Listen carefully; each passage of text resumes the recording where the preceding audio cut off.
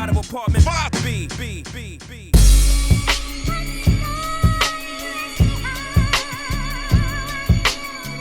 You're now tuned into the Apartment 5B podcast, where we chop it up about hip-hop, R&B, sports, love and life. Hosted by Kill.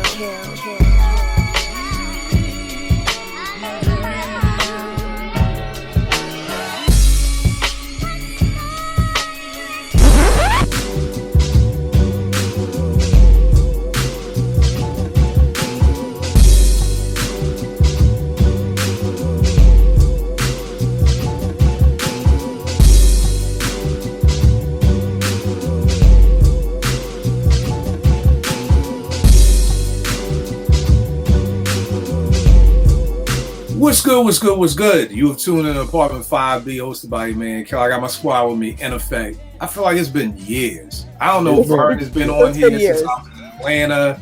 You already know niggas is asking. I'm back, and it's so good to be here. So y'all not beefing no more? It's just a running joke. It's just a running joke. People will just hit me like, Kill, just pay for it. That's so funny. I love it. You know. So, P, what's going on? Not a whole lot, Kill, but it's so good to be back. I was telling you the other day, actually, I feel so disconnected from Apartment 5B because I feel like I haven't been here for a while, so it's so dope to be back. Nice to see everybody. Always dope to have you back. Vern out the ATL. What's going on, good brother? Hey, man, I'm just glad for reconciliation and peace, man. It was a lot of turmoil with you and Pete beefing, man, but I'm glad y'all buried the hatches and settled your differences, man, because it's for the people, man. Yo, and it's so important. It's so important because, you know, most people don't get a chance to see that resolution. Yeah. You know, like groups just break up and then you get the now Porsche got an Apartment 3B podcast and we're fighting for each other's viewers. So it is a beautiful thing to see how, you know, things can get worked out. I got my man Jens in the building who's on strike. So I didn't even know I owed Jens any fucking money, but obviously I owe Jens money because he's on strike. What's going on, good brother? What's up, y'all? No strike. I'm glad to see that and hear that y'all in a better place for us, you and Portia. That's important. That's important. Okay. Listen, before people think me and Kill we're actually beefing, we're not beefing. We've never beefed. I love Kill. He's big bro. And there's never going to be a beef. So I just want to make sure before people hit me up, like, what did you do to Kill? He's the nicest human being on earth. And allegedly. I'm going to get... Right, Vern, allegedly. Like that's what you're supposed to say, P. I get you. We one accord. One mic, one accord. I get you. There's no beef on Apartment 5B. All right, let's jump right into it. This week, we are chopping it up about revisionist history. Fake news, whatever it could be. I always tell people it's a gift and curse with everything. Get a new job, more money, get a new promotion. More money is the gift, more work is the curse. Social media, Twitter, the gift. I gotta give shout outs to my man Joe Rican, my man Mink, Vink Spencer, GQ, I Am God, my whole Chicago fam. I was in Chicago last week. They held me down, showed so much love. It was amazing. I'm still talking about all the love, and that's a week later, so definitely shouts to them and everybody who I linked up with in Chicago. That's the blessing of Twitter. You know, I've been able to meet these three wonderful people that you see with me right here, all through Twitter. People tell me all the time, Kill, I want to jump on your podcast with you and your crew from high school. Y'all just seem so tight. And I'm like, I met these niggas on Twitter. You know, to this day, I was with Rican, and Rican was like, you never met Porsche face to face? I'm like, no. Like in 5 years, we have not met face to face. So that is the gift of Twitter. Yeah. See, Vern has met everybody. Vern has met Porsche, Rec. Have you met Eddie yet? Not. I've met Porsche, Rec, Tone, y'all. Right. Yeah, but I haven't met Eddie yet. All right, I've met Eddie and Vern. I've only met Eddie and Vern. But one day we're all gonna make it happen. We're gonna make it happen. But that is the gift of social media. That if you work it right, you can meet some amazing, wonderful people. The curse, we're all in the mall at the same time. Yeah, man. The baby boomers, the Generation Xers, the millennials, the Generation Zers, we're all in the mall at the same time. And it's a lot of revisionist history I'm gonna set us off today. Porsche, please forgive me. It's usually ladies first, but all this No. stuff is fresh in my mind from today. All good. I think when we sometimes think about this fake news or changing the history, we're always blaming the young boys. We're always like, oh, y'all want to say this and y'all want to say hip hop started with Illmatic and everything like that, which is true. But us old heads, not us. Them old heads. Yeah. Them old heads, y'all be on that bullshit too. Yes. And here's an example. Let me say this first and foremost, and we could talk about each one of these as we go around. Let me say that this is no disrespect whatsoever to any of the people that I am talking about today. I was on Twitter, I saw something about Clark Kent being a legend because he introduced Jay to Big or put Jay in certain categories. And I'm like, Vern, you say it all the time. The Hall of Fame ain't shit if everybody gets it. It's not special. You know, when I go to Naomi's Honor Roll Society like things, it's special because it's for kids who have all A's. Yep. You know what I mean? That's what's special about it. Everybody doesn't get to come. The whole school doesn't come. If they did, Naomi would be like, Daddy, why am I getting all A's and this nigga got all F's and we still in the same ceremony? There's something special about it. I just feel like old heads are at a point now where they're doing this thing where they want to give everybody from the 80s love. You know, which is cool. I want people to give them love. Give them love. I want people to have their love and everything like that. But at the same token, everybody's not a legend. No, they're not. Everybody is not a legend. And it's okay if you're not a legend. That's not a diss. That's not a not. Everybody can't do it. So I'm like, one of my peoples was like, Clark Kent, tell me about him. I'm like, look, first time I heard Clark Kent was on Dana Dane's video for, I think it's This Be the Death Beat. It was the video, and he's scratching, and then he opens up his shirt, and it's a Superman shirt. That's the first time I heard Clark Kent. It's probably 1988. The next time I heard Clark Kent's name was probably with Junior Mafia and Undiaz, and now you're getting into, Brooklyn's Finest and all that stuff. I don't know if that resume, this goes back to the show we did, Porsche, where me and you were talking about show me your resume. I don't know if that resume equates to legend. It doesn't. Okay, now maybe Clark is a sneakerhead legend. Maybe. I can give him that. Maybe. But hip-hop legend, and I want to give everybody kind of something like to kind of base things off of. So before you tweet at me and you say fill in the blank MC is a legend, I want you to think about Rakim. I want you to think about Rakim's resume, and I want you to put whatever fucking MC you're thinking of, his resume against Rakim's resume. Yeah, man. And see if they equal up. And if they equal up, cool. Kill such and such as a legend. Yep. If we're talking about producers, think about DJ Premier. So if you want to say Clark Kent is a legendary producer, I want you to put Clark's resume next to DJ Premier's resume. And if they equal up, that's cool. If it's a DJ, I want you to start with Jazzy Jeff. Look at Jazzy Jeff's resume. And I ain't talking about with the Fresh Prince. I ain't talking about records. I'm talking about what he has done on wax. I mean, not on wax, what he does with wax, what he's done DJing and winning championships and things like that. If that DJ equals up to Jazzy Jeff, then that's cool. But we're just throwing the word legend around too loosely now. And then when people aren't labeled as legends, they want to get an attitude. Yep. Like, bro, again, everybody who plays in the league, here's the thing, you're dope. If you're in the NBA, you're dope. You are blessed. If Clark's name is mentioned, you are blessed to just have your name mentioned. Everybody doesn't get to the hall. If you were the one who connected the dots between Biggie and Jay, that's a beautiful thing. You were the one who connected the dots. You are part of that lineage. That shit don't make you a fucking legend, though. I got and one that's to add no to hate. What'd you say? I got one to add to that I saw. Yeah, on Twitter. what you gonna say, bro? Somebody said that Fat Joe is a legend because oh my god, he found Big Pun, and they tried to come at Ace's neck. I saw that one. Yeah. I also saw that Bone Thugs and Harmony are legends. Like, nigga, what? But I digress. No. That's a great point. because one of my Twitter people, and I talk to so many people, I need to start writing the names down to show love. We were talking, and he was saying how Clark was a legend because he held down the Latin Quarters and he broke records and all of this stuff. And I said, look, dog, I read Paradise is Gray's book. I know it was a minute ago. I don't remember Clark's name being mentioned like that in the book. And now here's the other thing. Has anybody up here, and maybe you've heard of the name, just yes or no, has anybody up here ever heard of Cosmic Kev? I've heard DJ of Cosmic Kev. Okay, you've heard the name, okay. yeah.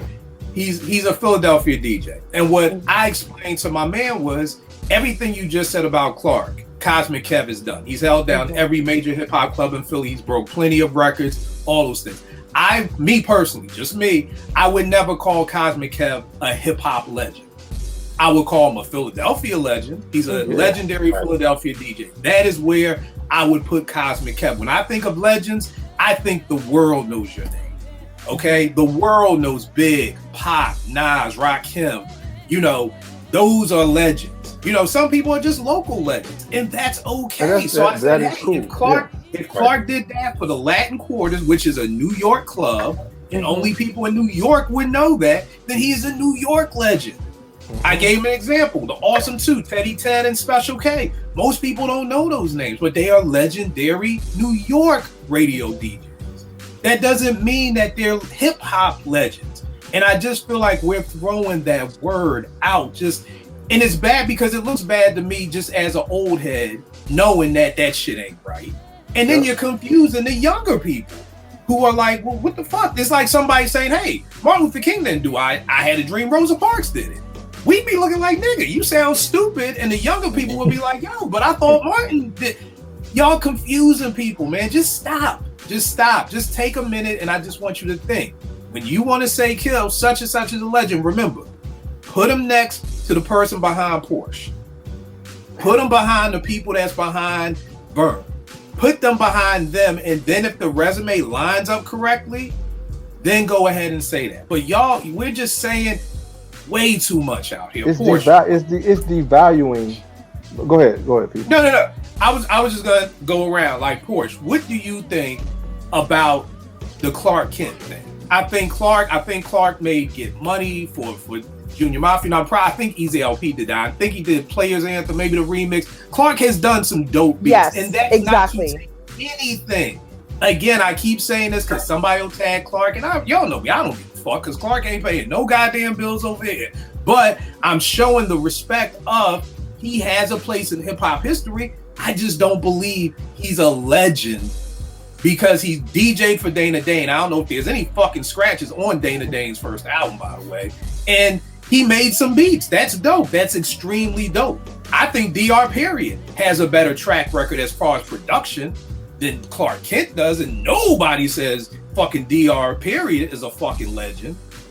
So, but Porsche, what do you think about Clark? I agree with you. I mean, I don't want to repeat everything you said, but I whenever conversations like this come about, I always wonder, like, what is it that constitutes a legendary work?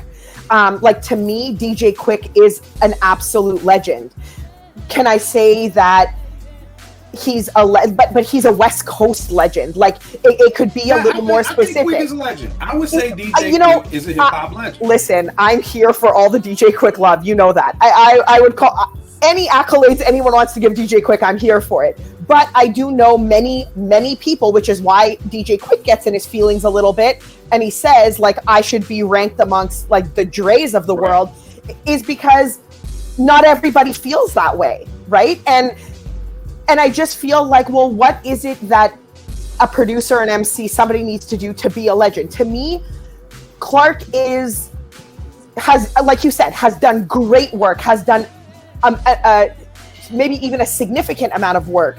But is it enough to rank him amongst, like, the DJ premiers? I've never put DJ Clark Kent alongside DJ Premier or Pete Rock or DJ Quick or Havoc, or do you know that? Because that's just not what I'm gonna do. So for me, that's not disrespectful, because that's the other thing about 2023. If you ain't on a nigga dick, then you diss him. I get it. If it's not 5 mics, then it's whack. And no, I don't abide by those rules. Those some nut ass rules. We not doing that here. So do that nut shit on y'all timeline. Right. You can say somebody is dope as shit, but That's they're right. not a legend. That's I right. always tell and he is Jason, dope as shit, but he's just not a legend. Yeah. I tell people all the time, Jason White Chocolate Williams, one of my favorite players ever. He is not no fucking legend. If we want to say he has legendary handles, cool. He has legendary passes, he does. But he's not getting into the fucking Hall of Fame, y'all. Stop it. No. Like, just stop it. This is where we got to stop it. So it's great to say, yo, Clark got some legendary beats. Yo, Brooklyn's Finest, oh my God. You know what I mean? Oh shit, da-da-da-da-da. Oh, that was my banger. But just slow down. Vern, what about you, bro? All right, so I'm going to use an analogy. I had, in college, I want to say it was like an 80, so this is 1990. I had an 84 Mercury Lynx, but it looked like an Escort. I had some amazing times that I will never forget in that car, going different places with crew and all that kind of stuff, met some famous people and all that. That being said, would anybody in their right mind say that an 84 Mercury Lynx is a classic car or a legend? No. So I think, man, people, here's what I say, man. And I said this on Twitter a lot. Listen, if it means something to you, it's not gonna mean less to you if somebody else don't feel the same way about that you do. Right. So why are you with the hyperbole? Because now you making me clown somebody you really like. Because I'm not going for the foolishness. It's tiring. It's exhausting, man. Dope people are catching strays all over the place because of this, and it's crazy. Yeah, it's kind of like how people they partners catch strays because of their ignorance. Like, you know, my baby Halle Berry ain't got nothing on her. Dog, don't do that to her, man. Right. Because the TL finna come for you. So yeah, man, It's crazy. Right. Eddie, what do you think, bro? Yeah, man, I agree with all that said. I mean, you could give someone flowers, but not jump out the window and call them a legend. I think it would be cool, right? Like, someone goes on the timeline, Clark Kent maybe is not talked about enough, so give him his flowers. If you're a super Clark Kent fan and you know his deep cuts and all that, put his on. Drop some links in the timeline, cool. I might discover something I didn't know. But once you start saying he a legend, I mean, if Clark Kent is a legend, then what is Easy Mo B?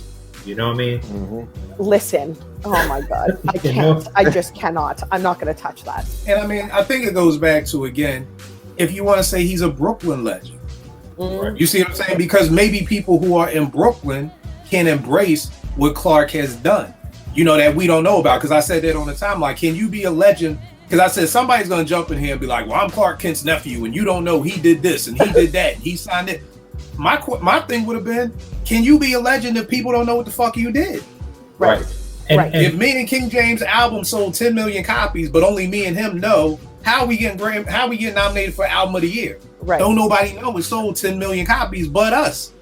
So again, that could be your local legend. It's the same way everybody, if you from the hood, trust me, that everybody got a hood story about Allen Iverson ain't shit. My man Black will bust his ass. And don't nobody know who Black is but the hood. That's the only person who know Black. We all got that story. Everybody got an MC. Man, fucking Rakim ain't shit. You should have seen my man MC Savior back in the day. That nigga would have Rakim been king. We all got that story. And that's cool. But then don't act like MC Savior is a fucking Hall of Fame GOAT MC just because you heard him. So again, maybe Clark did do a whole bunch of stuff behind the scenes. We don't know. And also, one more thing, because I kind of see where, or like what people use to put Clark Kent on the pedestal. Working with legends, just because you're adjacent to legends and working with them, it doesn't make you a legend. Correct. Right? Like Brooklyn, like would Brooklyn Finest be this amazing track if it wasn't for what Biggie and Jay did on it? Bro, I didn't want to go there, and not saying you went there. Brooklyn's Finest is probably one of my least favorite beats on Reasonable Doubt. See, if we're being honest. That's what I was going to say. Honest. Exactly. It took me a while, and I know a lot of people who feel that way. Yeah, so again, it's Biggie and Jay that bring that shit out. I'm not saying the beat is whack. That is not what I said. I just said it's one of my least favorite beats on Reasonable Doubt. Kid, that's all I'm saying. When you're talking about classic songs, hip hop songs, is that ever mentioned? No. Okay. No. So, it's the same way I feel about Ether. I mean, Ether's. I think the beat is blah at best. I'm like, okay, if I would have made Ether and Eddie and Vern was rhyming over it, nobody would fuck with that beat. It's because of what Nas did to the beat. You know what I mean? But I love your point, Eddie, that just because you link with legends doesn't necessarily make you a legend in itself. Again, there's so many different ways. I think this goes back, and that's why I love y'all and I love Apartment 5B, because I feel like we touch on all of these things. Like, everybody's not going to come up in the GOAT conversation. So who has the dopest voice? Who has the dopest storytelling? Who has the dopest flow? Let's give out flowers for other things, because all we care about is who's the best MC ever. And we leave out hundreds of MCs that'll never get love. Everybody doesn't have to be a legend. They don't. You remember in Dead Presidents when Chris Tucker's character said, we wouldn't have had to pay. We might might well put an ad in the paper. We're going to get everybody. I mean, that's how I feel about this. It's like, dude, I mean, I said this on Twitter. Man, a lot of y'all failed at math because they failed at a lot of shit. They failed at reading comprehension. They failed at math. They failed at a lot of classes. How can 50 MCs fit into the top 10? Listen, I'll tell you. You just write them on one line. That's what you do? Yes. What are your thoughts, good brother? Yeah, I mean the legend thing. I agree with, like, you can New York, you know, that kind of stuff. But I will say that Clark Kent's name is cemented within hip hop. So, I mean, if somebody says legend, I don't scoff at it as much. All right, let me ask you a question. Because y'all know me. We all have different definitions for the same word. Yeah. Cemented. Why is Clark's name cemented in hip hop? Well, you just kind of said it. If you run down the resume, all of the different things he's involved in over the years, you know, as a DJ for one, and you know, whatever productions and stuff he done, and who he's affiliated with and everything like that. I think if it comes to hip hop and if he speaks on it, I think, you know, people tend to listen. You don't have to agree or disagree, but because of where he's been, what he's seen, and stuff like that, you gotta give him a level of respect. I'm not saying. But I think that's it right there. A level of respect. But see, when I hear cemented, when you hear cemented, that means exactly what it is. You just ran down a couple of different things. You don't think because of his work with Day to Day, you don't think because his work on Junior Mafia, he's cemented within hip hop? No. Okay, well, you see, that's you. That's you. I think you know, that's the way you're putting it, and we kind of disagree on it. But I mean, it's not, you know, right. But what I'm asking you is from the cemented standpoint. How do you define cemented? When I hear cemented, it's like, oh, your name is on the wall. Like your name is written down in the book of life. When you talk about Junior Mafia, when you talk about the joint that so he produced, here's the thing. If you do 2 beats for Junior Mafia and you do 2 beats for Big, you're cemented. 4 beats that aren't even classic beats are cemented. They're not classic. But you're cemented. Dana Dane ain't even cemented. How is Dana Dane's DJ cemented, but Dana's not cemented? No, Dana Dane is too. Dana Dane is cemented. Oh, okay. Well, this is where we just go. This is where we go off the. You one of the people I'm talking about. You just letting anybody go. Letting any goddamn person who had a record deal. No. I'm one of the people who. Dana Dane been all the slick Rick shit, but this nigga cemented. Right. But yes, he participated. People know his records. People It's a know his participation. records. If I say Dana, wait, if I say you said the word right there. You're giving out the participation trophy. You're one of the people who I can't stand. Because you want to give a trophy to somebody because they came to the spelling bee, but they came in last place. If I say Dana Dane's name, do you know of any of his work? Yeah. Okay then, case closed. Okay, then that's cool. Because no. I get it, Porsche. I get it.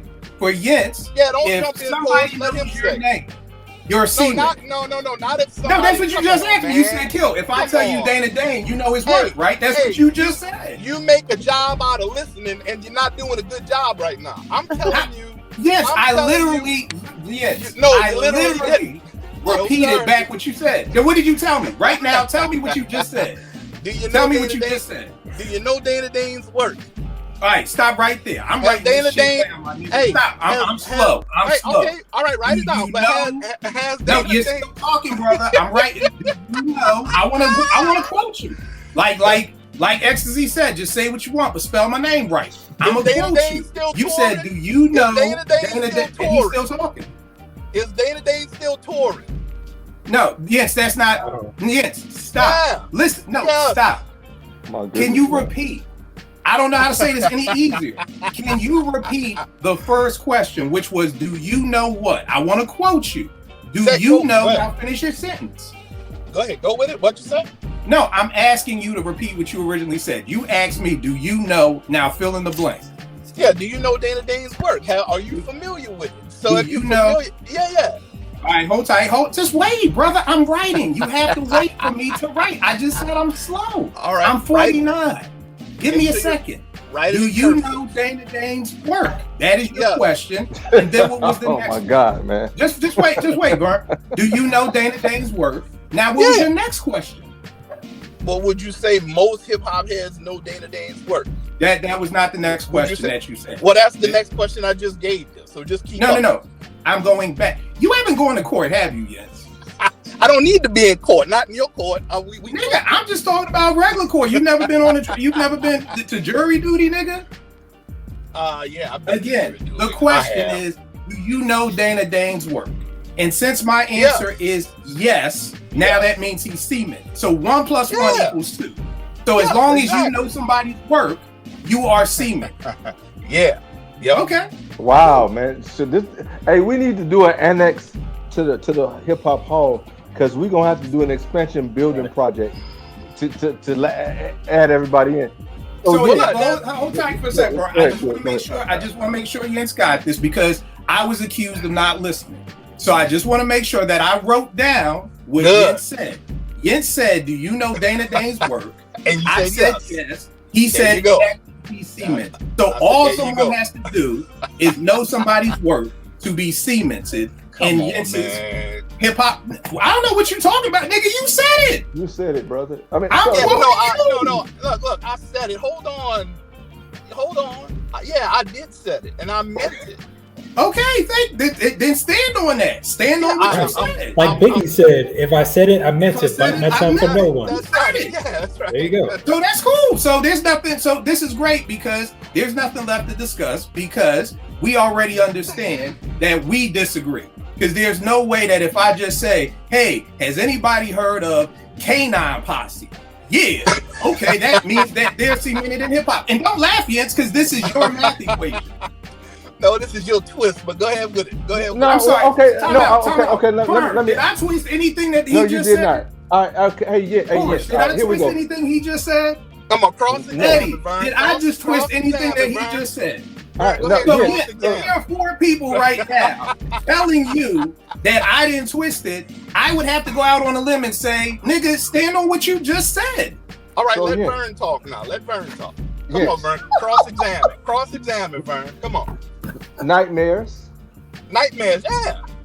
Cinderella Dana Dane. Yeah. Dana Dane with Fame. Yeah. Delancey Street. Yeah. What am I missing? You're not missing nothing. Okay, so 4 songs cement you those 4 songs are carrying Dana Dane around the world. That don't mean nothing. That brother, just because they're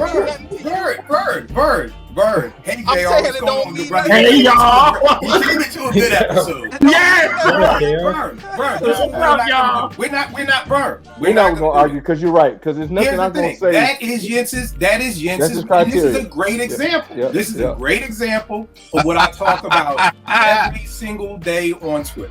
We all have different definitions for the same word. We all have different math equations. Jens can laugh all he wants. That nigga just said, and I wrote it down. I'm gonna continue to laugh, but keep going. And I wrote it down that do you know Dana Dane's work? Plus Right. Equals Yeah. C. Oh no, you gotta. But Okay, he's still cool. touring. He's still touring too. So that No. But Vern, I just want to keep it simple. See, if we add Okay. something else, now we going into remainders and shit. We gonna keep this real simple. Remainders. So we know Jens's math equation. So there's no reason to go back and forth because we just disagree with it. True. Man, You all need right, a little cool. bit I'm more. You I'm need a good with little that. bit more for me to say, I'm good hey, with that. I'm good do with you that. know the Canine Posse? I'm And good if with somebody says yes, that means they're cemented. I totally disagree with that shit because that means everybody's cemented. We don't agree that there's levels to this, right? I mean, I wouldn't compare Canine Posse to Dana Dane. To me, Dana Dane's more cemented. He's in harder cement. Canine Posse is This is where it's not. Yes, all we doing is making some microwave popcorn, brother. We are not making fucking shrimp Creole. We are not making shrimp skin. This is very simple. For you, no. For you, paper mache. For you. Okay, but here's the thing: is they're still cemented, whether it's in paper mache or hard ass cement. No, we know what the difference between those are. Come on, we're not No, gonna do I that. don't. We're not gonna do that. We're not gonna. I don't. Hey, Vern. You know what? You know the difference. Go ahead, Eddie. You about to say something? I was gonna say, easy way to settle this. Let's go ask Daddy-O. Let's go ask Daddy-O. Because Daddy-O says it. His nephew, yeah. His nephew. You know? But again, it's cool. It's no beef. It's just like I said, we just disagree on our math equation. So that's it. So for you, Clark Kent, with that resume, Dana Dane has no scratches on his album, but doesn't matter because if you know Clark, he's a legend. Okay, so cool. All right. JR, what's going on, good brother? We were How talking y'all doing? I came in at the right time. at the right time, brother. We are talking about, we're talking about revisionist history. And I said it's not just the young people who are doing it, old people do it too. Somebody said Clark Kent was a legend. I said I disagree with that because I'm going to put him up to Premier. Again, we did an episode of our show called Show Me Your Resume. See, I don't know about some of y'all, but I do the hiring at my job. So I get to see hundreds and hundreds of resumes. And everybody's resume don't equal the same. They don't. If the job is paying $90K, a lot of people's resume don't give me $90K. So they don't get the job interview. And they don't get the job. So your resume has to match up. So to me, Clark Kent, hip-hop person who's very well respected, done some great work, I don't see him as a legend. You know what I mean? JR, what do you think? I don't. Okay. And again, I don't think that's any disrespect. If somebody doesn't say, Kill, you have a legendary podcast, my feelings are not hurt. I'm not upset. I'm not going to quit. That's okay. You know what makes me happy? When people say I have a dope podcast. I like that. I'm good with that. Now I get when ego comes involved, then that's when people get upset. And they start saying, well, I am a legend and I did this and I introduced Biggie. Why can't it just be he introduced Biggie? That is you played a huge part in hip hop. That is a huge part in hip hop. Yeah. I don't know if that makes you legendary. Shout out to the legendary Bow Wow. Yeah, because Bow Wow, I mean, what the fuck, man? We are talking Please, legends right for now. real. But here's my next thing about this week. So I asked, who's the most slept on MC from Brooklyn? Never in a million years did I ever think that I would hear the name that I heard. And that name was, and this is God Bless the Dead. This is God Bless the Dead. Again, no disrespect to Kango Kid from UTFO. And this went down a rabbit hole of numerous people talking about UTFO. Let me show something real quick because again, I'm eating kiwi chips while all of this is going on. It is very entertaining. Listen, I've got my kiwi chips and they're amazing, and I'm just enjoying life right now. This is amazing. Let me explain something to people. This is UTFO's debut album. Now, I know vinyl is the thing now, but when I got this about 20 years ago, this cost me a nice penny. So I'm showing this to people to know I fucked with UTFO. I fucked with UTFO so much, I wanted to make sure that I could go out and get an OG copy. Not no reprint, not no bootleg, the OG copy of their album. Love UTFO. Roxanne to me is one of the greatest hip hop songs ever. But to tell me, and again, I get it. Somebody's gonna say kill. Everybody has opinions. Here's the thing, y'all. Some people's opinions are just fucking wrong. I hate to be the one to break that to people. Sometimes their opinions are just fucking wrong. Sorry. Guess what? If I tell you Allen Iverson is the best basketball player ever, I don't think too many people are gonna agree with that. I think they're gonna say Jordan and Kobe and Wilt. There's gonna be a whole list of names. And guess what? If I go on ESPN with that, I may not get invited back. And again, I'm not dissing the brother who said that it was Kango Kid. But then I had other people coming. Somebody told me, and I fucking quote, UTFO introduced the era of lexicon rappers who could verbalize above an 8th grade reading level. There are no ciphers without UTFO. Wait, what? Wow. Wait, what? He thought it was married. UTFO, and again, and this is the thing that I like to do with people. Y'all forget I'm a marriage coach. I've been married 23 years. I listen very fucking well. I really do. Because I usually listen so much because half the time I can take what you said against jazz. So again, quoting the man, UTFO introduced an era of lexicon rappers who could verbalize above an 8th grade reading level. There are no ciphers without UTFO. That means the cipher does not exist without Roxanne. Is this somebody following you? This is someone who followed me. That is a direct quote. Was So it number one, January, you're saying anybody who rapped before Right, bro.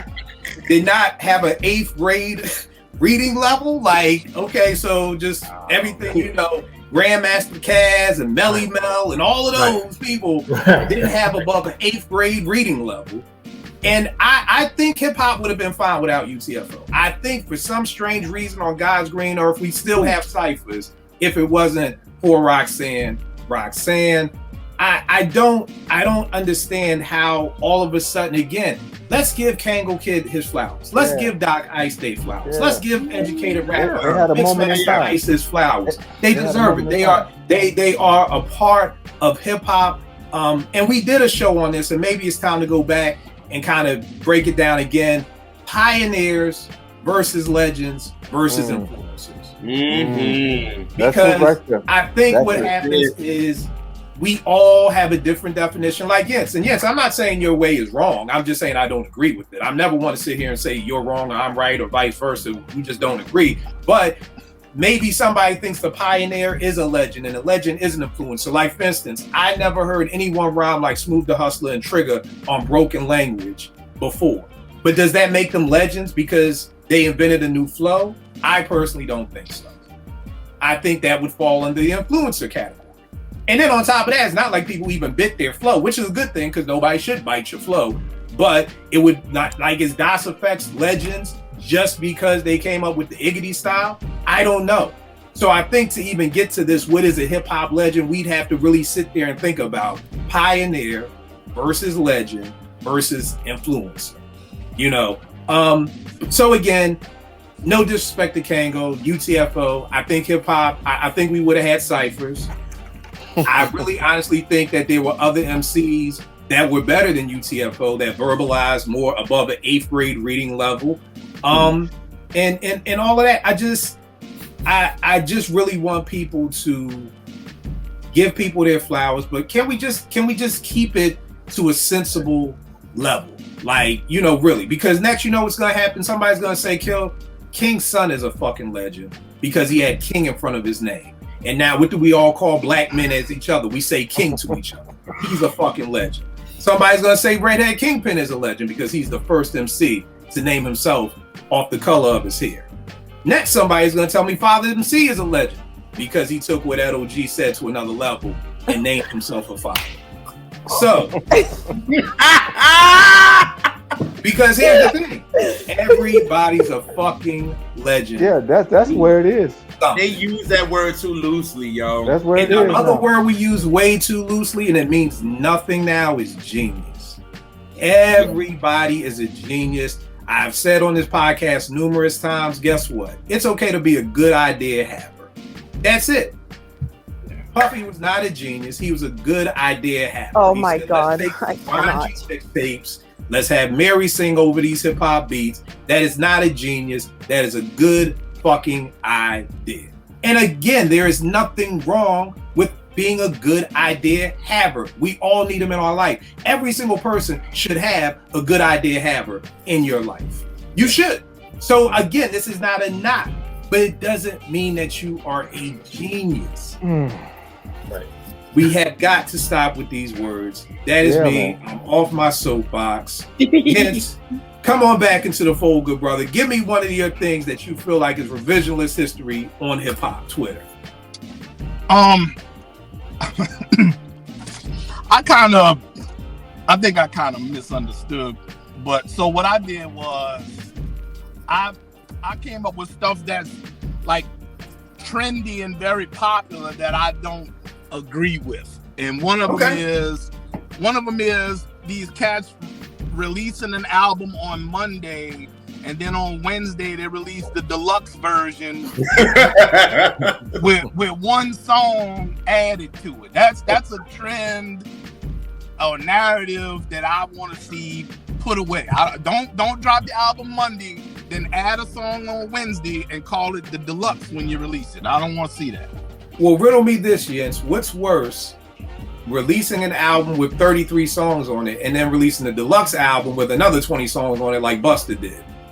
Yeah, I'm not. Look, I'll tell you what I would love as a deluxe version is whatever the original was. The deluxe come with the instrumentals. To me, that's a deluxe. Deluxe. Or if you got some B-sides remixes, that's a deluxe. If you're gonna release it, don't release it with one extra track, and for sure, don't release a 40-track album with another 40 on top, a la Busta Rhymes. Don't do that. No, we gotta stop that. I'm trying to realize, I'm even trying to understand the sense behind doing that. Yeah, I don't know, man. Maybe to make more money. If that's even a thing. If people go back and buy the deluxe for the one song, I got no idea. I hope they're not. I wouldn't personally do that.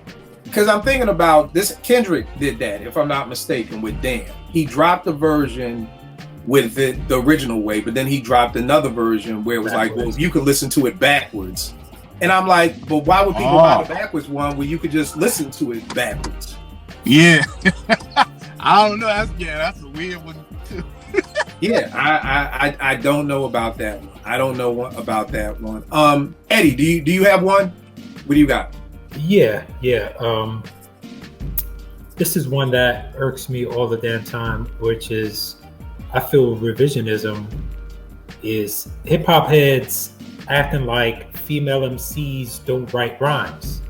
Like you've seen it with MC Light, you've seen it with Latifah and Salt and Pepper and name a female MC, Lil Kim, right? And yes, there's been instances where they've had a rhyme or two written for them or a part.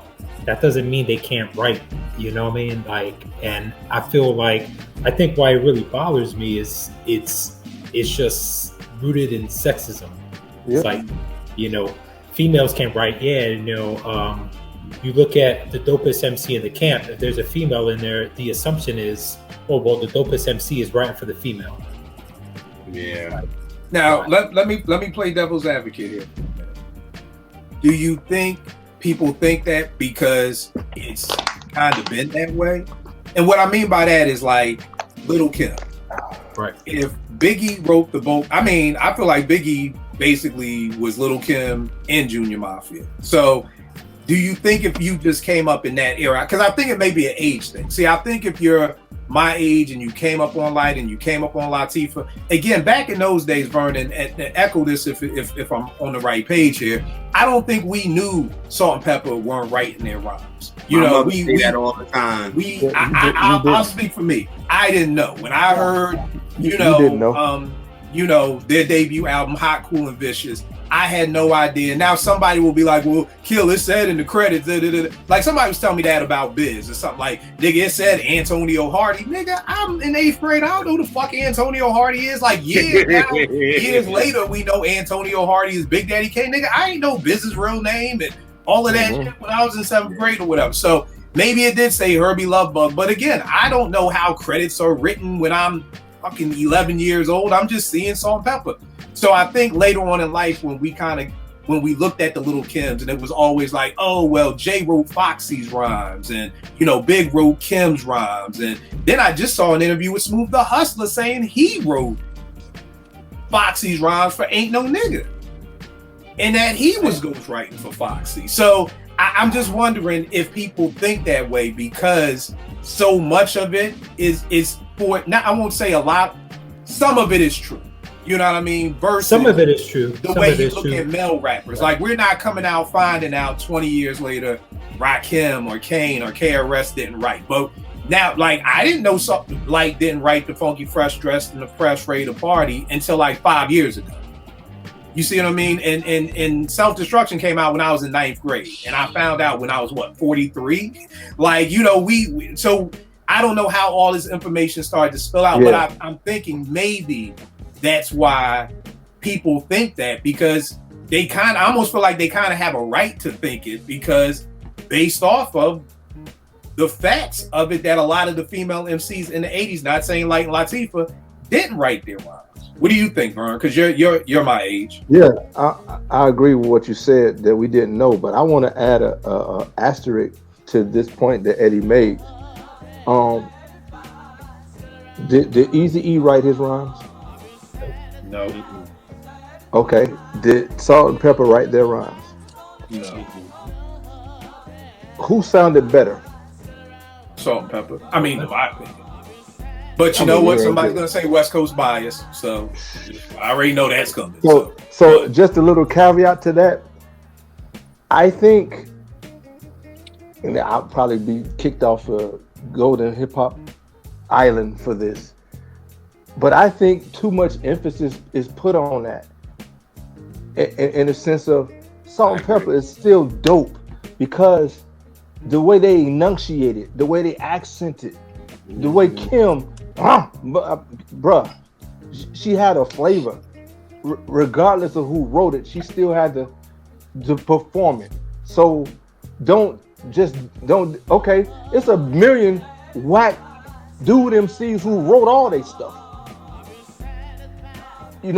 But right. Go ahead. Yeah. I was agreeing. Yeah. I was definitely agreeing. Yeah. So I mean, for me personally, I don't put as much weight on that as a lot of people do. I think the other thing too is, I think for understanding the game is that, back in the day it was like, if people know the history of Salt and Pepper, first of all, they did this for an assignment in college. Yeah. Like it was a project for college, and it was like, hey, Dougie Fresh and Slick got out the show. We're gonna make a diss song called The Showstoppers, and it would almost be like if Porsche and there was another young lady up here, and we all just said, hey, we're gonna do this for school. Porsche, y'all two, we gonna write the rhymes for you, and you gonna, go perform it. Showstoppers blew up. You know what I mean? Became a huge song. And to me, that's kind of how Salt and Pepper got birthed. So I don't know if we turned down a record deal in 1988, because Porsche and the other young lady who's on Apartment 5B don't actually write their rhymes, or we just keep going where we're already going with. You know what I mean? Again, hip hop is, you want somebody cute to look at. So it's like, hey, Junior Mafia, we got this shorty Kim. Kim really don't rhyme. Big right for it. You know what I mean? So again, I'm not excusing that, but I'm just saying that I think, Eddie, that may be a reason why people feel like female MCs don't write their rhymes. Like, I don't think it's just coming out of nowhere. Like, I don't think people would feel this way if we found out none of this stuff. If all this stuff was on some confidential, there's really aliens and we don't know type shit, I don't think the average person would just be like, female MCs don't write their rhymes. But I think because when you start digging through the crates, it's like, damn, Salt and Pepper ain't write their rhymes, Light ain't write that, Kim ain't write that, Foxy ain't write that. Like, it just builds up to the point where it's kind of just like, well, I guess don't none of them write, which is wrong because there are a ton of them. Jean Grey, Rod Digger, we could go on and on about the MCs who's pen games, who are, I've always said Rod Digger to me was the nastiest MC in the Outsiders. And you're talking about Young Z, you talking about back when M was with the Outs. I mean, Royce was with that. I mean, so I think, I'm just saying, I think maybe that's where that comes from. Again, I don't think it's right to then just assume that just because you're a female, you don't write your rhymes. That's wrong. Like, whatever Salt and Pepper did has nothing to do with this new female MC who's coming up. So I totally agree that is wrong for people to think that. I just think they kind of have a place to go from, but every MC should be looked at differently. I don't think it should just be all female MCs should be lumped into this. None of them write their rhymes, because we know that's not true. Yes, what do you think about that? Yeah, I agree with what you said. I don't think if it comes to light that Salt and Pepper, Herbie was writing, that don't mean that, any female MC that's coming up now isn't writing their own stuff. And again, too, people want to believe in Santa Claus the same way they want to believe that all these artists are writing every word. But look, this is the thing that I always think about. We're talking about the recording industry, music business. Yes. Before you were signed, you might have been writing all those records, but when you started making hits, you might have started having help. And that's what the music business is. Yes. When the money, these labels ain't putting money into your pockets based solely on what you're writing. They're putting money in your pockets on the image you might have come with and the image that they're helping you maintain. But best believe when it comes crunch time, you may find yourself having help to get that record out on time by deadline. So it shouldn't go against everybody across the board. That is unfair to Kill's point. But let's not be naive and don't think that it actually happens when we know for a fact it does happen. Yeah. So to your point, if I could add, I think there's a fallacy of some Jedi Knight honor code, and man, if the curtains open up, it's so many of heralded favorites and greats that had help. Absolutely. Music business. That's all you got to go back to is the music business. I think that's a great point, Jens, because I've always said I never understood in the beginning of the 2000s when labels were signing Fabs and Cassidys and Jada Kisses, these street rappers, and then having them make radio songs. So I think that's a great point. You could be an amazing street rapper, but you may not be able to make a radio hit. And if that's what everybody wants, then you're gonna have to find a way or find a writing partner or something to be able to provide that. P, what do you think? Female MCs?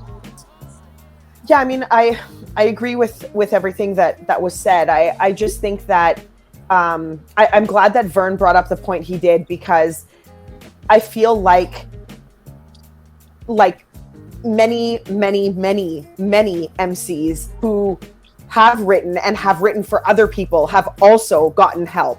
And we kind of excuse that because they've written for other people or they've written some stuff. But the female MCs in question have also written stuff for themselves. Yes, but that's always overlooked, right? Like, it's always like, yeah, I know MC Light wrote her stuff, but she had help on these tracks, and that's going to just ruin it for me. And that's where I kind of get a little bit vocal, is when the narrative becomes that way, because I'm like, well, are you choosing to overlook all of the stuff that she did write? Because you just sound like an idiot at that point. Like, it's straight up. Like, I don't know what else to say. Like, how can you focus so hard on, like, how are you moving goalposts for others when you're not moving goalposts for everybody?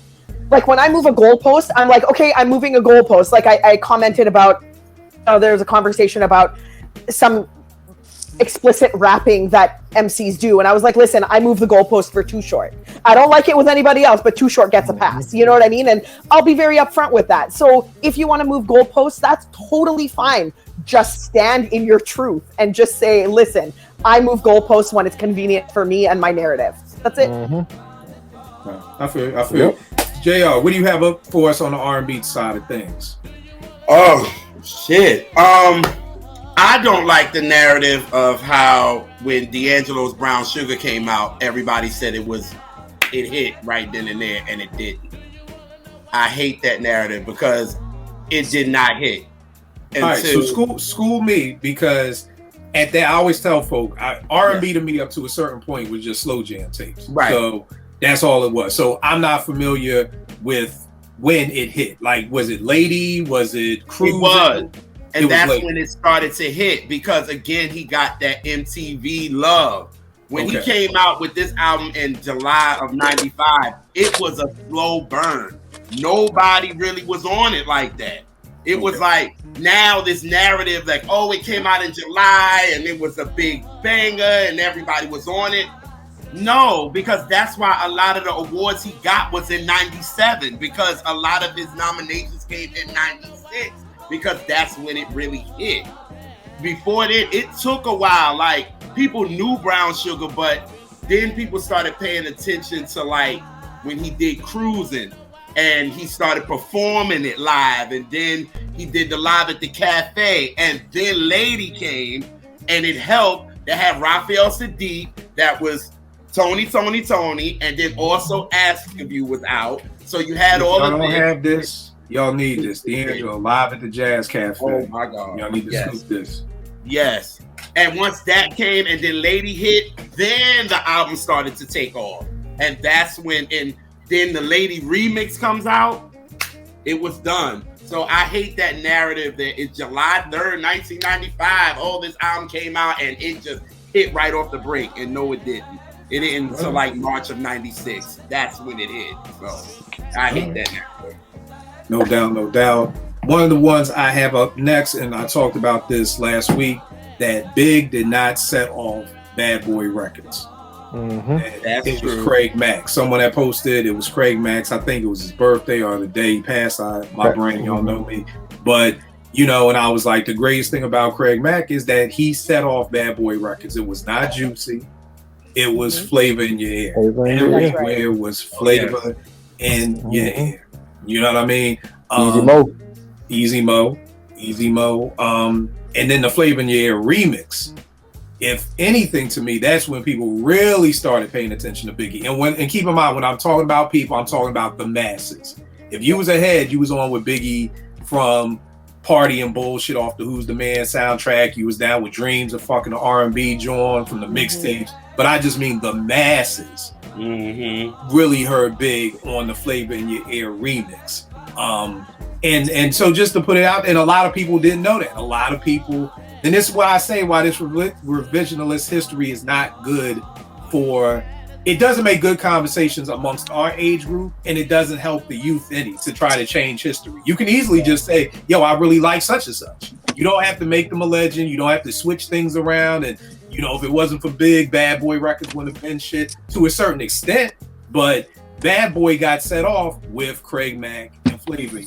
You know, and a lot of people like, oh, I didn't know that. You know, I had people calling me, and this is no disrespect to anybody because, again, I love teaching. People like, oh, I thought Mary set off Bad Boy. I'm like, Mary wasn't even on Bad Boy. Mary was on Uptown, you know. But again, it's not a shake your head in a bad way. It's just people don't know. You know, people just, I think, associate whoever's with Puff with they were on Bad Boy. And to me, it's a great time to teach. Hey, no, Mary was on Uptown, you know, Diddy was up at Uptown first before he got fired. You know, it's a good time to teach the history, and nobody was coming like in an ignorant way, like, nah, nigga, you wrong. It was more like I didn't know. I thought Mary did, or I thought Jodeci did, and everything like that. So again, just a caveat out there. Anybody here with anything to say about Big and Craig Mack? And I just felt, real quick, I just feel sorry for Craig, because I felt like I need a 30 for 30 on what happened.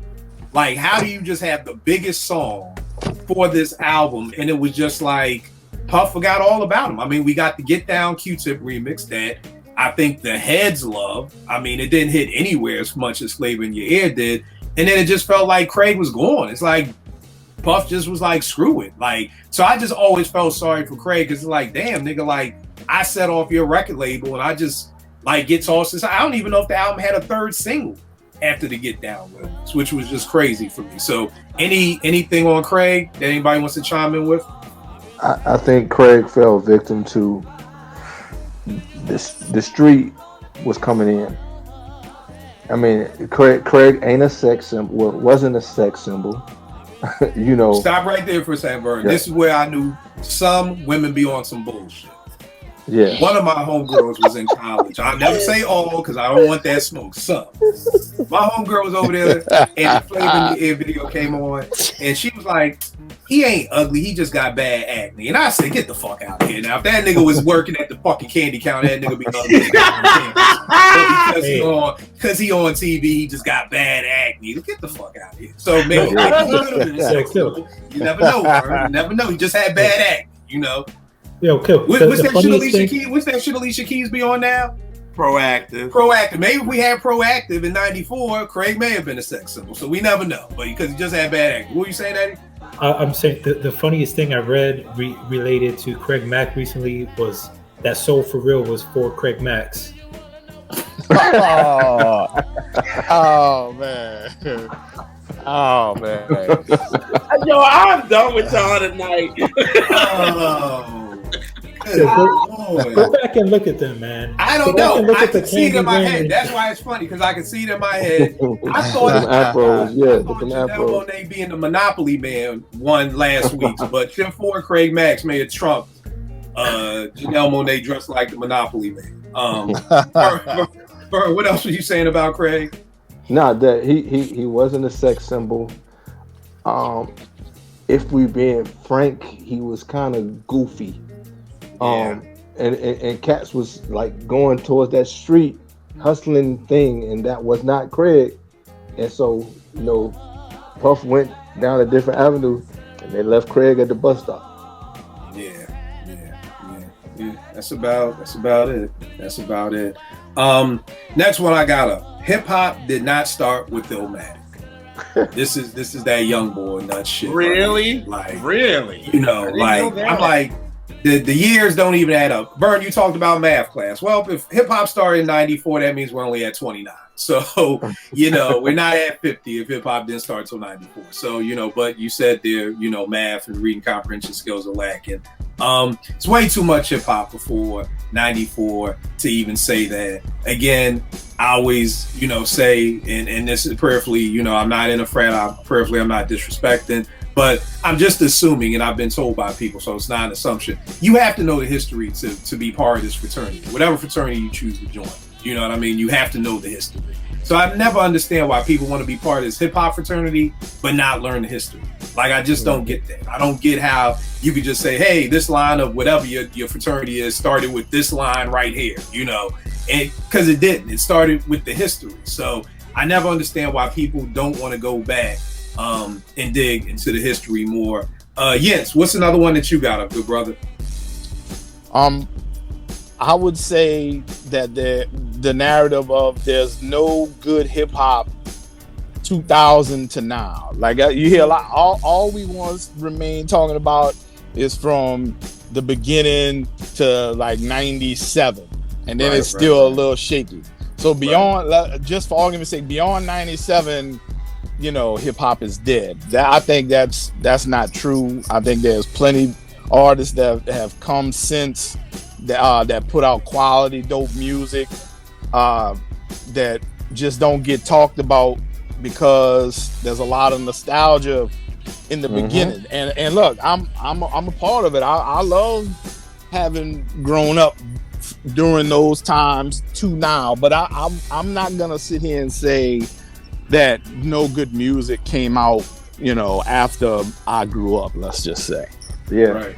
And it's funny you say that, Jens. I don't know if this can come up on the screen, but there's no dope hip hop out here post 2000. So nah, we are on the same wavelength. I was in a barbershop once and this dude told me Pete Rock fell off. He was like, Pete Rock ain't done shit. That nigga ain't done shit since Troy. And I was like, wait, what? And you see on my notes, I have real life on the side because there's Twitter and then there's real life conversations I've had. And that was a real life conversation. And I literally made a mixtape that's up on my website, and it's just everything that Pete has done, like post 95. Okay, you know? I have to comment because hey, hold on. I want to say I'm gonna lead you into this. I'm gonna throw you alley-oop. I dare whoever that was to go to Toronto and say that and see what happened to you. go ahead, boy. Listen, I just have to say that she's actually in Vancouver, so we just gotta move over a little bit more. Listen. Nigga be a Toronto, like, what the fuck is Porsche?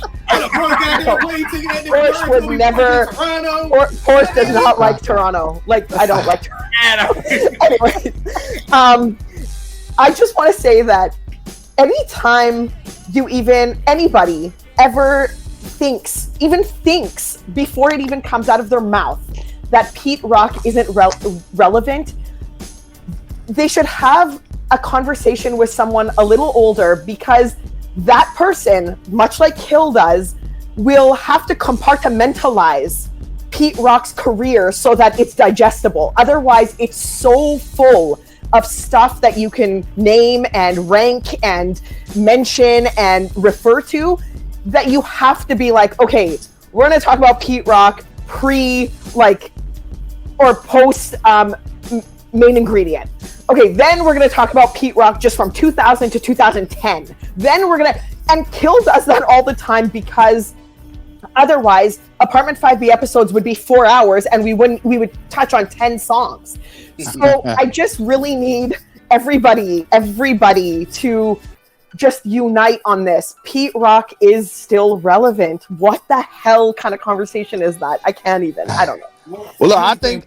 Oh, I'm sorry. Go ahead, Jens. You got it. Look, I just wanted to say that I think you're well within your right to say, you know, I'm not feeling Pete Rock or whatever like that. You can do that because you can. You can. Yes, I mean, can. Here's the thing for us. Again, music speaks to us all different. Absolutely. Right? Yes, I agree. But Pete Rock is universal. Because look, I was gonna make the analogy. I don't. Hey, he ain't electricity. Like, I mean, we all need electricity. I don't think, you know, as much as I love Pete, if somebody says they don't like Pete, you just walk away. Just walk away. Hey, Kill. It's just like when you say, I don't like tomatoes. It don't matter how you send it to me. I do not like it. So that's the same conversation. You know, no matter how much you talk about Pete Rock's pedigree, if somebody's not feeling the music, they just not gonna feel it. Now, you should, you know, you should try to say, look, I don't know what you heard from Pete Rock, but, you know, again, it goes back to the tomatoes. If you don't like stewed tomatoes, you don't like fresh tomatoes, you know what I'm saying? So it don't matter how it comes to you. Tomatoes, though, yeah. Right. You know, you never had these organic tomatoes out my backyard. Yeah. So, you know. But I think the thing, too, Porsche, about this, it comes down to what I've realized is that when we were growing up, when I was growing up in the 80s, hip hop was the most popular thing out there. So everybody listened to it. When I was at Morgan, hip hop was the most popular thing. Everybody listened to it. Girls who didn't even care about hip hop, who knew who J. Rue the Damager was, they knew Come Clean. You know, when the sororities, my sisters were deltas, when they would come to the radio station to get me to do their step shows, mixtapes, they're stepping off of DOS's Real Hip Hop. They're stepping off of KRS's MCs Act Like They Don't Know, you know. But I think what I realized is after you graduated, that's when I began to see who were hip hop heads and who was just listening to hip hop. And a lot of people I went to Morgan with, a lot of people I grew up with, they just listen to hip hop. They're not heads. Because what I'm realizing, I'm looking at this mixtape that I did. Here's the track listing. That's Hard by Smith & Wesson. 914 by The Lox. Ragu by Ghost and Ray. We Roll by Jim Jones. Head Rush by Jizz and RZA. True Master. It's a Love Thing. The Two, No Uniforms, Camp Low and MOP, the PJs, Raekwon and Master Killer. The average person has no idea what these songs are. So even when I gave this dude the mixtape, he was like, yo, these are dope. But he ain't know who the fuck these people was. He like, who the fuck is Torre? You know, I got That's Served by Corrupt on here. Sonny's Missing by Raekwon. Like, those people who just listen to hip hop, it stopped for them. So I agree with Jens. That's why I have a lot of people who are my age who be like, all I do is listen to 90s hip hop. Man, that new shit is whack. And I'm like, bro, like, there's so much incredible hip hop that's been out here for the past 23 years, in my opinion. You have to sift through it to get to it? Yeah. But so I think that's what it is, Porsche. It's just the fact that people back in those days, you didn't have to be a hip hop head to know Reminisce. You have to be a hip hop head to know who Sky Zoo is. You know what I mean? You do? So there's a lot of people who don't know Retropolitan. You're assuming because you know that's not like general common knowledge. Like to me, maybe I give people a little more credit than I should. Yeah, take some credit back because people know Drake, they know J. Cole, and they know Kendrick. Those are the names. You know what I mean? They don't know the Sky Zoo in Exile. People don't know who don't know Blue in Exile. So when I say, hey, Pete did the whole Retropolitan album for Sky Zoo, I think it's a 5-night classic. People are like, what's Retropolitan? Because again, if you're not ahead, because you gotta realize, Porsche, back in those days when you could listen to hip hop, all you had to do was turn on the radio.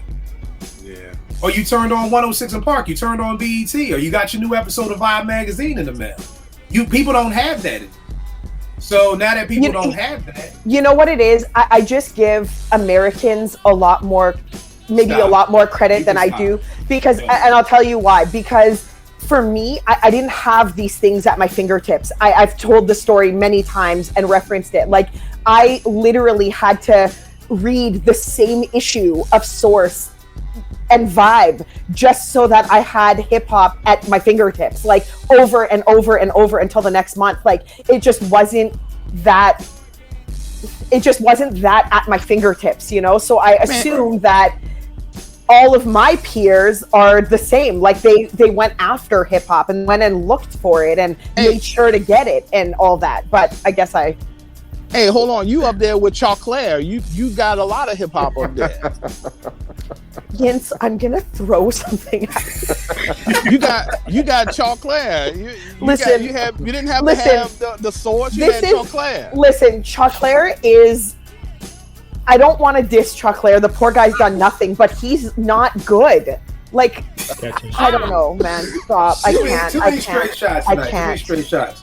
Here's another thing, Porsche. I did another mixtape on Pete called Say Word because a lot of people didn't know Pete did stuff for Sadat, Nonfiction, Reeks, Ill Bill, Flea Lord, and El Camino. But again, Porsche, the average person has no idea who El Camino, Flea Lord, Ill Bill, Apathy. You know what I mean? So again, I could see it. And again, I love it because that's when we get to educate. Also in the barbershop, I had somebody, I was playing my Best of Jay-Z mix, and they was like, yo, I never heard this song in my lifetime. And I'm like, wait a second. You're like you just said you're the biggest Jay-Z fan in the world. But you never heard in my lifetime? And then when the remix came on, it's just like, how are you a fan? It's almost like to me like saying, I'm the biggest Prince fan in the world, but I never heard Little Red Corvette. Like it's like literally like their Prince stardom started with Purple Rain. Anything prior to Purple Rain, I have no idea. Same thing with Mike behind you. Mike is Thriller. You mean you don't like Rock With You? Never heard it. What's that? Like, but you're the biggest Mike fan in the world. It's just like you said though. It's like you said. It's the difference. It's the difference between heads and like casual people. Heads are gonna know the deep cuts. You know what I mean? So when you put a deep cut into one of your mixtapes and somebody who probably don't listen to nothing but the most popular tracks off that album, they're gonna have questions as to what that come from. And then when you tell them the album, like, damn, I got that album. Right. No doubt. JR's about to fall asleep. Give me one, JR, before you. No, I wasn't. No. Yeah, I get it. It's been a long work week, bro. Trust me. I was at work today, going off into another work all day. All right. One I got is I don't like that people don't include Dave Hall, Devontae, and Brian Alexander Morgan before Timbaland and Neptunes. They skip over them. It's like they go from Teddy, Ellie and Face, Jimmy Jam, and Terry Lewis, and they go right to Timbaland. I'm like, you can't miss Dave Hall. You can't miss Devontae. You can't miss Brian, because if it wasn't what they were doing, those guys, Jimmy Jam and Terry Lewis, wouldn't have switched up their style, and then Timberland and the Neptunes wouldn't have done what was done if those three didn't change that. So that bothers me, how they just get those three just get skipped, and it's just like, come on, y'all. And like you said, Kill, it's online. It needs to be like real, like R&B heads, people that be having these blue checks that be bullshit. And I'll be like, well, keep in mind, the blue check doesn't mean anything. I mean, I only paid for my blue check just because I was scared I was going to get suspended again for something. Well, now. But I mean, so you're talking about the old blue checks before you pay. Right. That's what I mean. Yeah, and then people that got these big ass podcasts and shit, and you'd be like, how? Like, and you claim yourself as an R&B person? Like, all right, I got it. So. You know what, bro? I would almost challenge you to make a playlist of those songs. Because kind of like, to me, that's the best way to teach. Kind of like how I just said I was in a barbershop and I was like, let me make you a mixtape. Versus me trying to tell you this, let me make you a mixtape so you could see Pete still got some shit left in the tank. So maybe if you present them a playlist and they're like, oh, I didn't know. Because again, Brian, I mean, I'm not going to hold you. I didn't know that name before I met you. Because I'm not an R&B. I wasn't an R&B dude like that to be reading the liner notes of SWV and stuff like that. You know, I just know Dave Hall just because of the people he's with and everything like that. But maybe if you put a playlist together for people so that they're able to see these are the songs, and then maybe even doing an episode of one of your shows, kind of connecting the songs. Like you said, this is how this connects. That'd be dope. That would be dope. Thank you, sir. Thank you, sir. That'd be real dope. It's what I do. It's what I do. It's the educator in me. Vern, you said you got another one. What you got, bro? Yeah. All right. I hate the narrative that Boyz II Men were some cornball nerds. Thank you, Vern. And Jodeci was some true thugs. Bullshit. When the inverse is true. Boyz II Men were who they are, and they were crafted to wear that crap because of Michael Bivins. And Jodeci is some country church boys. So that ain't the truth, you know. And I hate that narrative. I hate it on so many levels, because it's this thing about black people. I'm gonna just say it, like, you ain't real if you ain't get it out the mud. Man, shut up. I played little league baseball with you, man. Claire's parents have a real good marriage. Claire's parents have a real good marriage. It's like, why do we always have to identify with the lowest debased thing for it to be acceptable? I mean, hey, I'm not saying that I want to hang out with Nate, Mike, Sean, and Juan in Vegas. I'm saying the boys can sing, and I like their stuff, and I like the stuff. Here's the other thing I hate: that people base Boyz II Men's corniness off of their hits. Their hits are their hits. This is what you say. Yes, the music business. Yeah, the people. I think people confuse their image and their talent. The talent far outweighs the image. And you know, as a music lover, you would definitely know that. But people always want to tend to harp on that image, and especially when you making that comparison to Jodeci, you know, Timberland's baggy jeans, leather coats, and all like that. You know what I mean? But you said it. They're the Haley singers. That's what they. Little Cedric, just a little bit of love. Right. I know. That's right. That's where they come from. Outside. That's where they come from. Just look at the Father MC video. They look like Boyz II Men in that video. Like, and they weren't even out yet. Like, Okay. Let me defend myself here, okay? I love Boyz II Men. I think they could sing. Yes, I thought the image was corny, but it had nothing to do with Jodeci got it out the mud or anything like that. when you pit the two against each other, I like Jodeci. In actuality, here's the funny part. I like Boyz II Men's debut album more than I like Jodeci's debut album. And on you a whole, should. Go ahead. you know. But I just was never a fan of their image. But I'm not, as like Vern is saying, getting caught up in Boyz II Men can't sing because of their image. I think they're incredible singers. And I've even come on here and said, after I went to the concert that Vern treated me in T2, that it's amazing. It's flat out. They still got it. You know what I mean? They still got it. And adding to that, I hate that they're judged by their hits. Well, tell me this, Vern, because I don't know how outside people feel. I'm the first to admit, JR knows this all too well from all our conversations. When those hits were out, I just mentally wasn't at a place of love. Yeah. Right.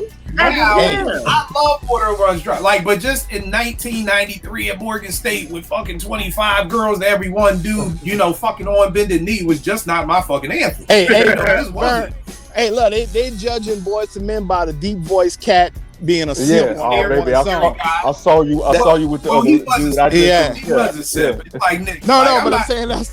Here's the problem with me. Here's the problem with me. I'm a Bobby Brown personality. I couldn't be in the boy group because I'm gonna want to do some other shit. I'm just not cut out for that shit. So I would have been, if I was Mike, I would have been like, Babyface, I'm not saying that shit. You with that other nigga, but it's okay. Face suck my dick. That nigga, I ain't saying that. I saw you come out his house, just come home. No, nigga, you say that shit in face. Let this feature you, and you say that. For real. So I'm with you, man. I do think that they've gotten. But here's the wild part about you guys would know better because I always find people who love Boyz II Men.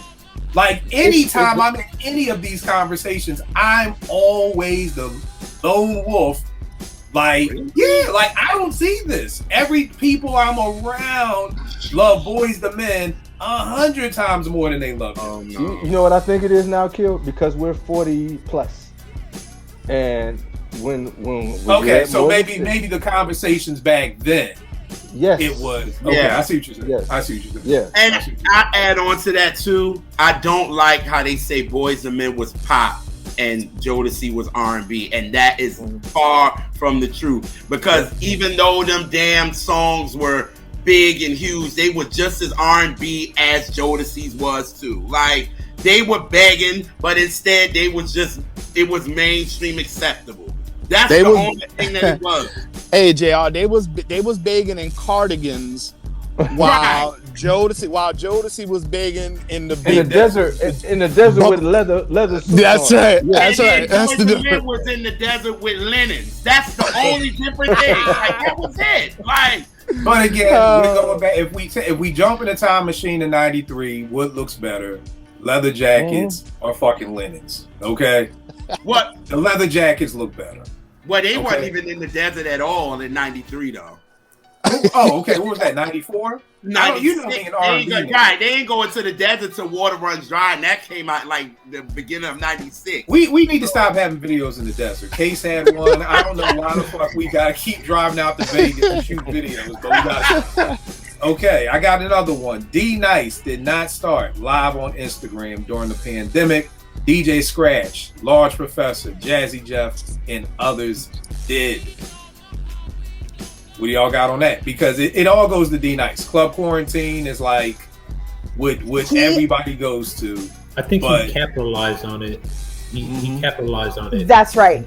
That's pretty much it. And he had Michelle Obama join that first one, and there was 5 million people in there, and all of a sudden it became D Nice's gig, and it just wasn't. And I hope that years to come that people remember this, that it was just he capitalized off of it and had the right people in the room rather than D Nice was the one who started it, because he did it. DJ Scratch had this exact thing on Scratch Vision way before the pandemic. Way before. We're talking there was no COVID. There was no COVID. I think the wild thing for us, and I always say this, timing is everything. Yes. Yes. Timing is literally it is. No, and everything. I absolutely agree. and not to defend D Nice, I don't know if he's ever even tried to say he invented. You know what I mean? So it may not even. But be he doesn't say he doesn't, and he lets people just run with that narrative because the more people say it, the more it becomes true, right? Mm-hmm. And that's what bothers me about a lot of things is that even though we may not know it's true, we just don't say anything. We just let it rock. Like, right. I'm not going to say anything. Somebody else correct them. It's not going to be me. Right. I feel you. Eddie, what you got up next, bro? All right. So this is one I feel like we've kind of talked about on the timeline. This idea that Rakim's album with Eric B doesn't count for him as a solo artist. Like, he's the only MC in the group, right? So you look at him, you look at Guru, you look at KRS and BDP, even Chuck D and Public Enemy, right? I mean, that's a body of work, right? That's enough to get them in the GOAT conversations, right?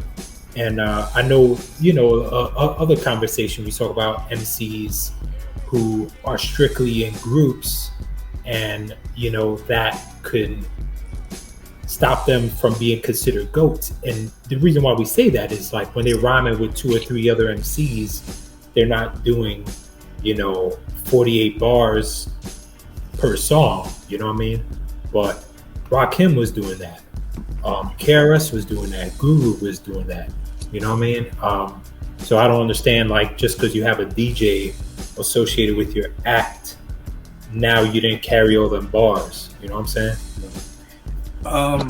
Wholeheartedly agree. I don't know how that comes into play, just because if I'm not mistaken, and I think I'm right, I don't think Rakim had any guests on those first 4 Eric B. and Rakim albums. No, indeed not. I think he may be the only MC who can say that they didn't have any guests on their first 4 albums, maybe even their first 2 albums. You know what I mean? For that. So again, I and because Eric B was not doing the production. You know what I mean? So at least I could kind of see that. I could see it more if Eric B was making the beats, because then it would be more of like a Gangstar situation. But Eric B wasn't even making the beats. Right. You know what I mean? So I think how that came up. I think how that came up was someone was using that as a knock on Rakim. Like, well, yeah, right. Rakim doesn't have a classic solo album. doesn't have a classic solo album. Meaning anything that was just Rakim, True Master, 18th letter on, and it was like, nigga, like, what was there being right? What are you talking about? It's the same thing. Like, it was this big hoopla, like, yo, Eric B and Rakim going back on tour together. And I'm like, well, what the fuck is the difference when Rakim was just on tour? Like, it's not like Eric B's gonna come behind the turntables and bust a rhyme with him. Like, it's probably the exact same stage show. You think Rakim wasn't doing My Melody when he was on tour, Dolo? You think he wasn't doing Eric B as president? You think he didn't do Know the Ledge? And it was like, okay, I Can Only Do It's Been a Long Time. And no, he was doing the set list probably didn't even change. Yeah, so I get it. It's the nostalgia. You just want to see Eric B on stage. I don't know why. Like, I have no urge. If you told me kill a Rakim show Dolo is $50 and the Eric B and Rakim show is $150, nigga, I'm going to the Rakim show. I'm not paying that $100 to see Eric B stand behind a turntable. So I'm with you, Ed. I don't know where that comes from. Next one I got. Let me look at this. Migos did not put the South on the map. Oh my goodness. Oh boy. Oh boy. They did. Who said that? Oh boy. I've seen that over the timeline all the time. They did. The people right behind Vern, right there, Southern Playalistics, to me, is who put the South as far as hip hop on the map. And I'm defining hip hop more in a boom Baptist term, because I don't want to disrespect what Luke and them was doing down in Florida. I'm trying to be very careful with my words. So that's the type of hip hop that I'm talking about. What's the most famous scene on every Source Award ever? The South got something. The South got something to say. Okay. Okay. So again, this narrative that we're going to change it now that, you know, Migos was the one that put Atlanta on the map, and there was no Atlanta before Migos and everything else. Again, it's I get it, y'all. I'm gonna give y'all the benefit of the doubt. You just don't know no goddamn better. Yeah. But hey, hold on. Because Jermaine Dupri is gonna say that Bow Wow put Atlanta on the map. But you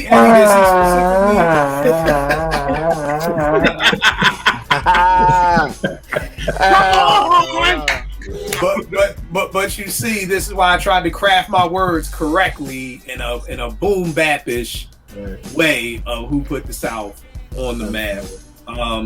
Another one I have is, guess what up, everybody? People did dance before Puff. Because people love to act like, we can't go to the club. We just sat around on the wall. Right. Ain't nobody danced until Mace and fucking Bad Boy Records came out. Then we all learned this new thing. Like, you know what? It's like the world was fucking Footloose. Number one, I've never seen that movie. The premise just sounds dumb as shit to me. Like, it's illegal to dance, I'll pass. But it's like the whole world was Footloose until Bad Boy Records came. And ain't nobody danced. And it's like, have y'all not seen House Party? Vern, will you let them know we had dance routines? I mean, did you not see Super Scrap? Did you not see Heavy D and the Boys? Yes. We went to house parties. We danced. We had routines. I think we danced more than we did in the Bad Boy era. I mean, we did because we were doing calisthenics. The Running Man, man, listen, we used to go to this club called Plastics. We used to bring extra t-shirts because we'd leave there and could literally wring our shirts out with sweat. What are you talking about? Right. Like, people dance before. I always tell people, look at New Jack City in the club scene. Nino was dancing. People was dancing. We was doing splits. We were doing more before Puff than after Puff. And by the time the 2000s came, like 50 Cent, you in the club doing the same old two-step. That's all niggas was doing is a two-step.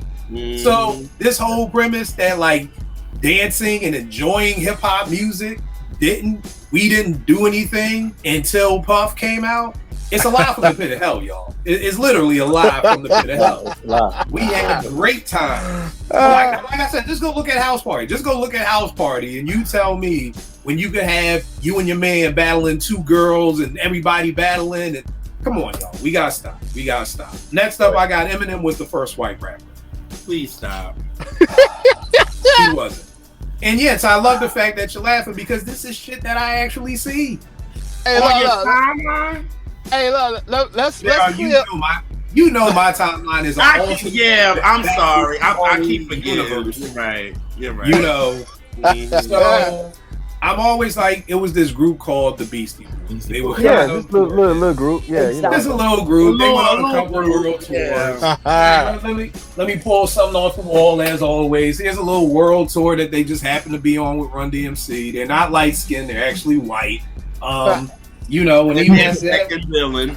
And then after that, we even had Third Base, who was, and I know MC Serge wants to be black so goddamn bad, but he's white.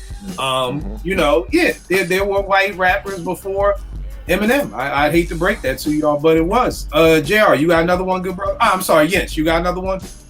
Yeah, I want the after the versus, the Locks versus Jadakiss narrative. Oh, and very, very sickening in my opinion. Explain a little bit more.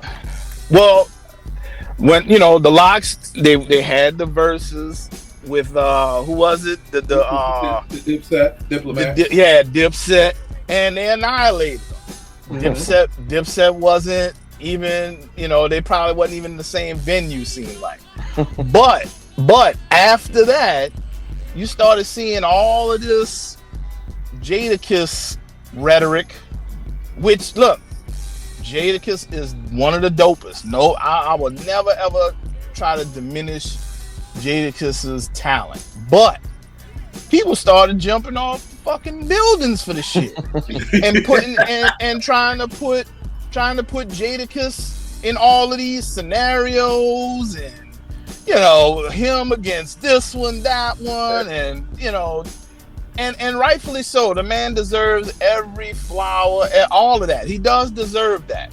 But sometimes hip hop fans get way too carried away. And I'm gonna back that up with another one: the Big L narrative. Well, hold tight for 1 sec. Okay. I want to talk about the Kiss narrative because I'm with you on that. It's so amazing. I was in New York at the time. My man wanted. I was in New York. We literally were staying in a hotel 1 block away from Madison Square Garden. I mean, people from their crews were staying at the hotel. My man invited me out, but y'all got to remember, COVID was still real at this time. Like, and I was like, yeah, I'm a pass. If you remember, Fat Joe was even saying COVID was in the building. Like, so I was like, yeah, I'm gonna have to pass on that. But yes, I am with you. Prior, if the battle started at 8 o'clock, at 7:59, the Locks was maybe a top 50 hip hop group, and Jadakiss was in people's top 30. At 11:59, the Locks was a top 3 hip hop group ever, and Jadakiss was the number 1 MC in the world. Yes, I remember that. Like, it literally was like, yo, in 3 hours, these niggas like jumped 48 spots on everybody's hip hop list. Yeah. And and then it was like Jadakiss top 5 MC of all time. Right, like it was amazing, and again, rightfully so, they earned it. But it's just like it goes back to nostalgia. It goes back to the nostalgia. Oh, just because I forget this, and I'm gonna come back to you, Vince, with the Big L. Somebody told me it was UTFO that brought women to hip hop. Yeah, I saw that. Yeah, they brought women to hip hop, and it was like, bro. Now there's a song on here called "Fairy Tale Lover" that I love. I actually forgot about it. Yeah. They say if you believe in fairy tales, it's an amazing slow jam. I thought you was gonna bring up Master Baby, man. Master Baby? What's Master Baby? You never heard that one? That's a UTFO joint. That's on the second album, I think. I think that's on the second album. I don't know about Master Baby, but that sounds too much like Master Baby to me, so I'm gonna pass on the Master Baby. Keep on going. Keep on moving. I'm gonna pass on the Master Baby. I was saying I kind of would give it to LL with I Need Love. As much as I love Fairy Tale Lover, you know, I think Lady Love's Cool J kind of brought women to hip hop first. But again, this is what I mean by the narratives. Now, you know, women coming to hip hop was because of UTFO. I'm like, we're really pushing bad narratives. But yes, you want the Big L narrative. Yeah, well, the Big L narrative is, yes, Big L is very dope. Very dope. But somehow, some way, Big L is elevated much higher than his work. You're nobody to somebody. And his work, his work is dope. You can't take away from it. Okay, I can't take it any. But we're not gonna sit up here and say that album was a top 3 the year it dropped. We can't do that. But you see a lot of people kind of doing that. Like that was the best album. You know what I mean? Like, nah, it wasn't. It was dope, and Big L is dope. But there's nothing wrong with it being dope. Let's talk about that too. If something's dope, fuck, man, I thought that was like the pinnacle. It's dope. It don't have to be, you know, I shit a brick when I heard the fucking album. It don't have to be that. But yes, this goes back to the original conversation of the legends. You know, everybody doesn't have to be a legend. No, it's and okay that's absolutely. You know, I agree wholeheartedly with you. The L narrative, I think, is so much based off of the woulda, coulda, shouldas. Is Big L a legend, or did Big L? In my opinion, Big L is not a hip hop legend. If you want to say he's a Harlem legend, I'll give him Harlem. I'll even give him New York. Did Big L cement his place in hip hop history? Well, according to your math equation, yes. Yes, absolutely he did. Now, according to my math equation, we still haven't come up with a word cement. That's what the problem. It means it can't be moved. Once it's cemented, it can't be moved. You can't talk hip hop and somebody not bring up Big L and it not be irrelevant. Yes, it's relevant. Here's the problem. I could talk hip hop for years and nobody never mention his name. Yeah, man. Oh well, that's news to me. Hold on. I'm saying that's news to me. I heard a lot of people talk about Big L. That's why we even talking about it now, because people go ape shit. Here's the difference, Jens, and Vern, I'll get to you. Yeah. This is why I separated it on this with real life, and then there's Twitter world. So right, okay, yeah. Here's the thing, and I always tell people, I've been talking hip hop damn near every day of my life since I was 10 years old. I'm about to be 50 next year. I've lived in Philly, Baltimore, New York, DC, and Atlanta. I've talked hip hop with many people from many different places. Some people have just stayed in Brooklyn. Some people have been in Brooklyn their whole life. I have been in 5 totally different cities talking hip hop every day, and I very seldomly ever heard L's name brought up in a conversation. So again, you know, and I don't want to belabor, because your math equation is your math equation. For me, it just takes more than, like, again, I can't give him because I'm now confused on what you're saying about L, because I thought you were saying, you know, people act like he's the greatest MC ever, and he's not. Right. Is that where you were going? Yeah, that's true. They act like that album. Like, I don't consider that album a classic. That's really the whole narrative. And right, I think is that album.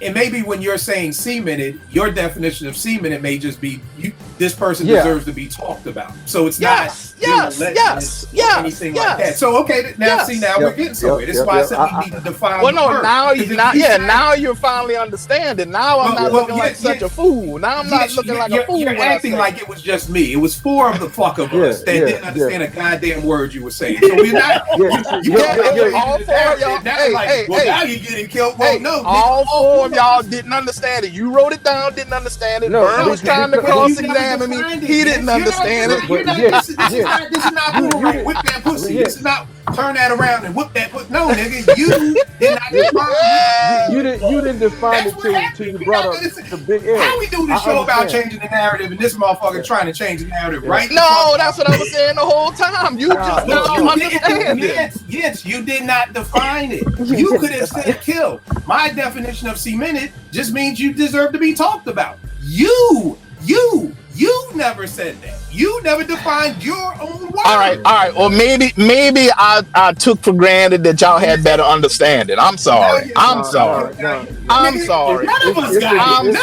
It's okay. I'm sorry. You know what? I gave you too much credit for communication, so it's all good. We're even. You're out of order. You're out of order. You're out of order. You're out of order.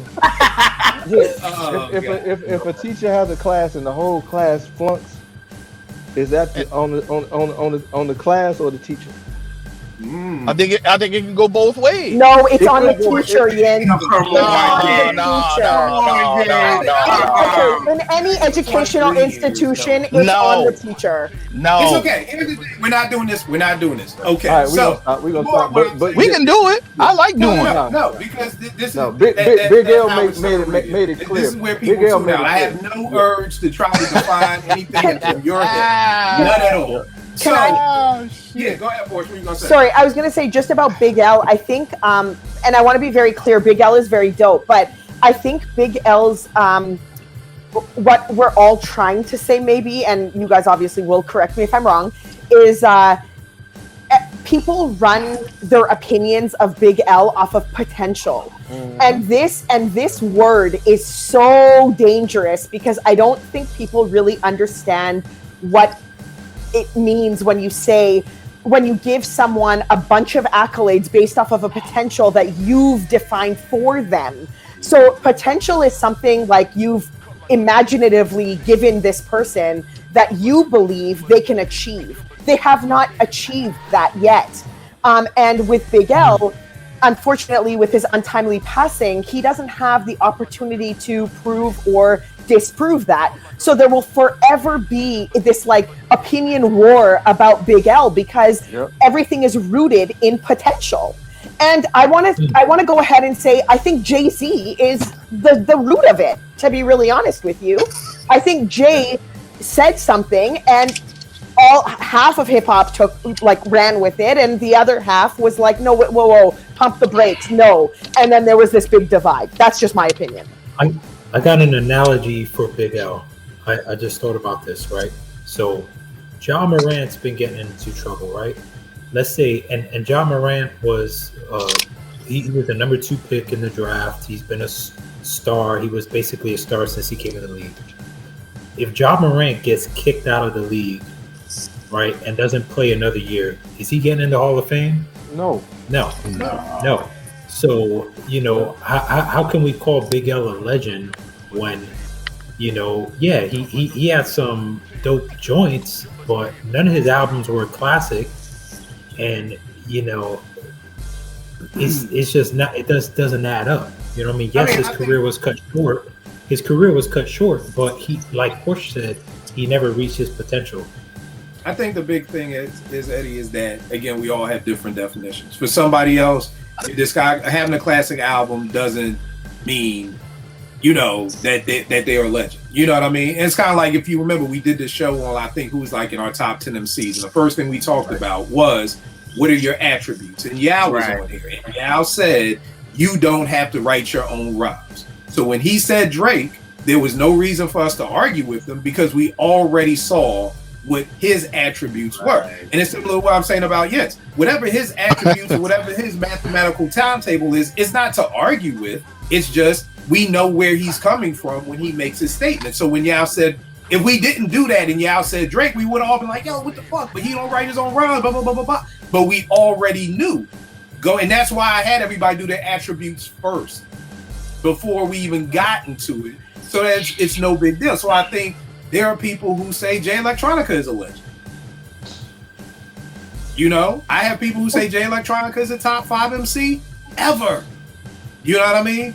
And again, and that just lets me know. It's like, what's it saying? Tell me something without telling me something. That just tells me that somebody's discography does not matter to you. If Jay Electronica is a top 5 MC, then that means you don't give a fuck about a discography. You don't have to tell me that. You've already told me by saying he's a top 5 MC. Classic albums don't matter to you. You've already told me that by telling me Jay Electronica is a top 5 MC. So I think that's the thing. Like, for us, if our definition of a legend is you've got to have at least one classic album, then of course L doesn't get to be that with us. But for somebody else, I think it was that Big L Jay-Z freestyle on the radio together that I think kind of put them two together. And then it was also the rumblings of Dame was gonna sign Big L to Rockefeller, And again, I think he could have signed Big L to Rockefeller. I don't think that would have stopped Jay-Z's movement. Jay-Z is not gonna let any MC stop his movement. I don't know if there's any truth to this. The comedian TK Kirkland, I didn't see this, but somebody told me about it. He was on Vlad, Portia's favorite person. I'm joking. And he was saying that Jay-Z kind of did something to mess up Bean's career, would stop pushing records whenever Beans kind of was getting to that point of, at that same level of Jay, because he was like, nah, we can't have that. Now I don't know if that's true. Like I said, I didn't even see the video, but I just know Jay is not letting another MC get close to where he's at. So I think that's why all that stuff is just kind of mixed together with that. And again, like Kid said, dead rappers get better promotion. I mean, they just do. So, if Big L said that, again, I never got it because to me, Big L just sounds like Lord Finesse to me. To be honest, word. When I heard Big L, I was like, this nigga really sounds like Finesse. And this is shocking because Finesse brought him out.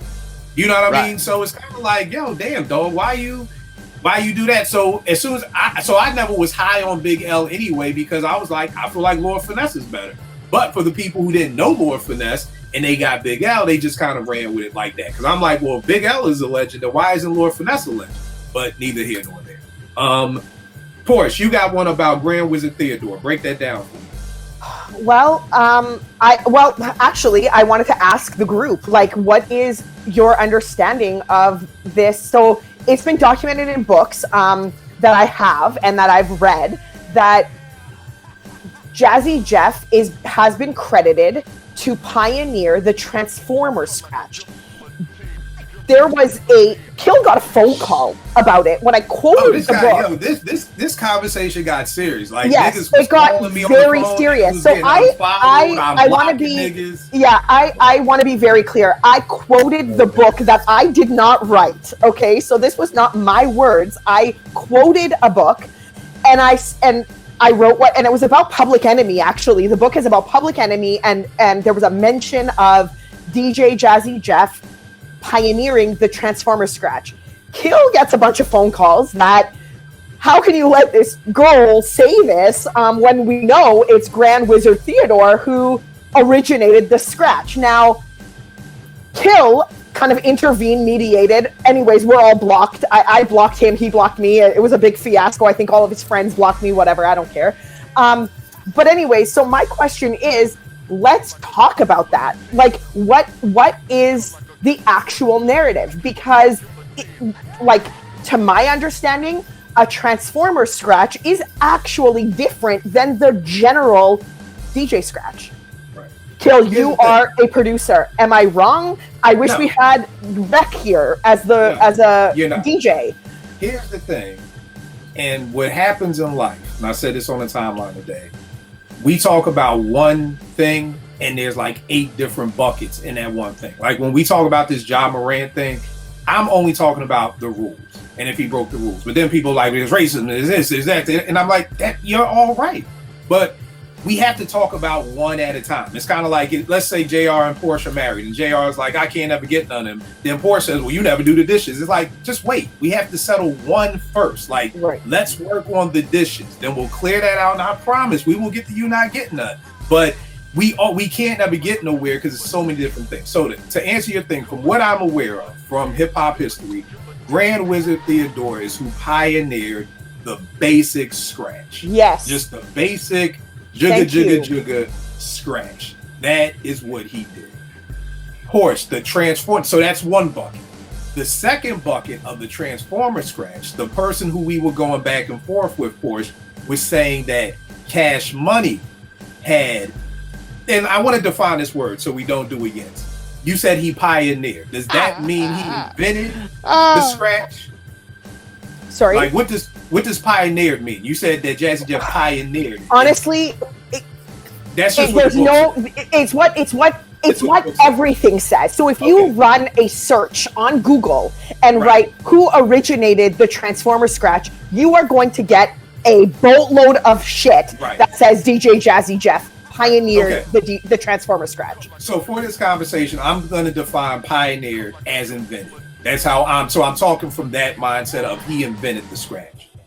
Here is what I've learned from that conversation. God, what's his name? Grand Wizard KD.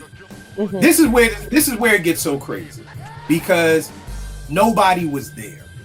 Right. And this is what I told my guy who I was on the phone with about Porsche.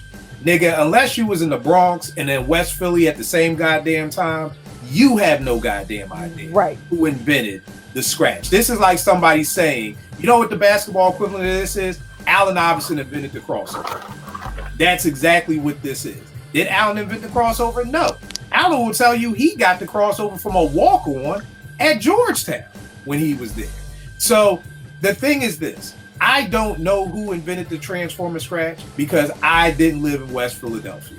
And I was fucking 11 years old in the 6th grade when this shit got invented.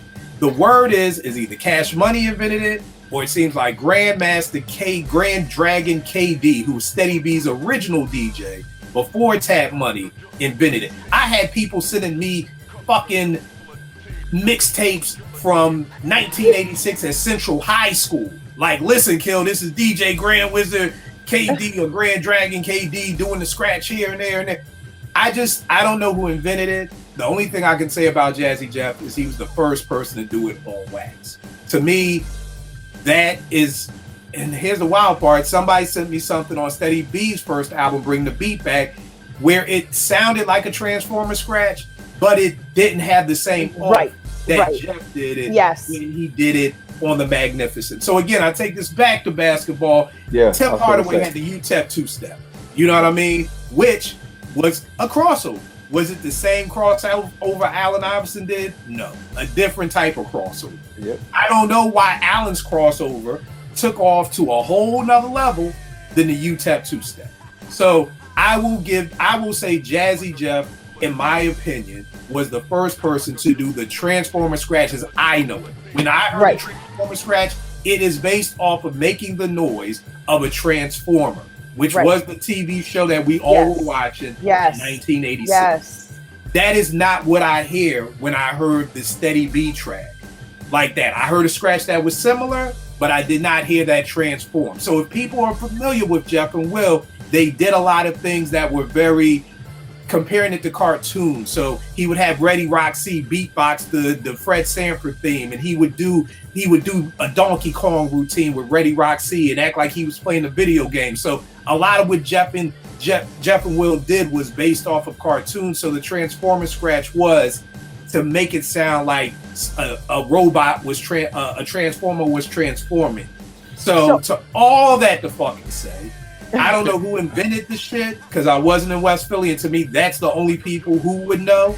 I would love to get DJ Cash Money, Jazzy Jeff, and Grand Dragon KD in a room and have them battle royal that shit out.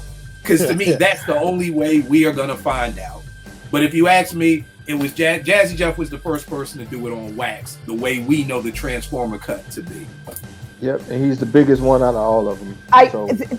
I just want to be very clear. The reason I brought that up isn't because, like, I knew this. I've had this conversation many times with many different people, but I just know that people who listen to this podcast and who have conversations, who do collect hip hop books, who are interested in reading, you will come across this information. And I just wanted to bring it here so that you're getting another, the other point of views from Kill, Vern, Eddie, JR, Yinz, for what they know in their respective areas of geographically where they're located and what the buzz is about that.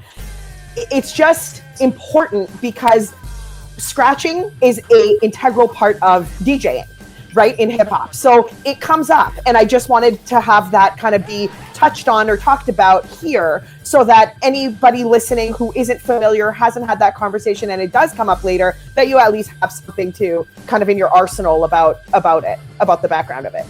Nah, it's dope. And I think the other thing that I want to say about books nowadays that we all have to be careful about, this isn't 30 years ago when you would have to be, and I don't, prayerfully nobody takes this as an offense as an author, you had to be reputable to some instance to be able to write and publish a book. We're now living in a time where anybody can publish a book. You know what I mean? So Porsche is like the book connoisseur. So I will check in with Porsche. Like, Porsche, is this book legit or not? Because I vet the authors. I vet the authors and how connected, and how connected they are to the people that they're writing about or the subject matter that they're writing about. If somebody is a gardener and they've written all the books about gardening but want to take a stab at hip hop and they're going to talk about female MCs, I'm not going to read that book. I'm not going to support it. I'm not going to buy it. Why? Because to me, that's not credible enough for me, right? But somebody like MC Light writes a book about female MCs in the 80s, I'm going to cop that. You know what I mean? Like, so I do vet authors. I want people to think I just pull books off of wherever. I just wanted people to know that like I said, I come to you because right now we're at a time when anybody can write a book. JR could wake up tomorrow and write a whole book about Motown, and not that he would do this, but change all the history and make everything whatever he wanted to believe. Somebody's going to read the book and be like, but JR said. And again, we're just at a time when anybody's a reporter, anybody's can write an article. These aren't the days where you at least had to go get interviewed by XXL and you had to submit some written work to see if you could even fucking write or any of those things. Those days are over. You could just do whatever the hell you want to do. So if you got $100, you can publish a book. You can get an ebook up on everybody's website. So I'm just telling people out there, you have to be cautious that it's not just reading the book.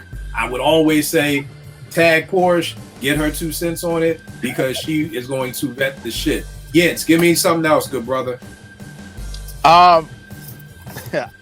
I'm out. I'll just want to comment on this DJ thing.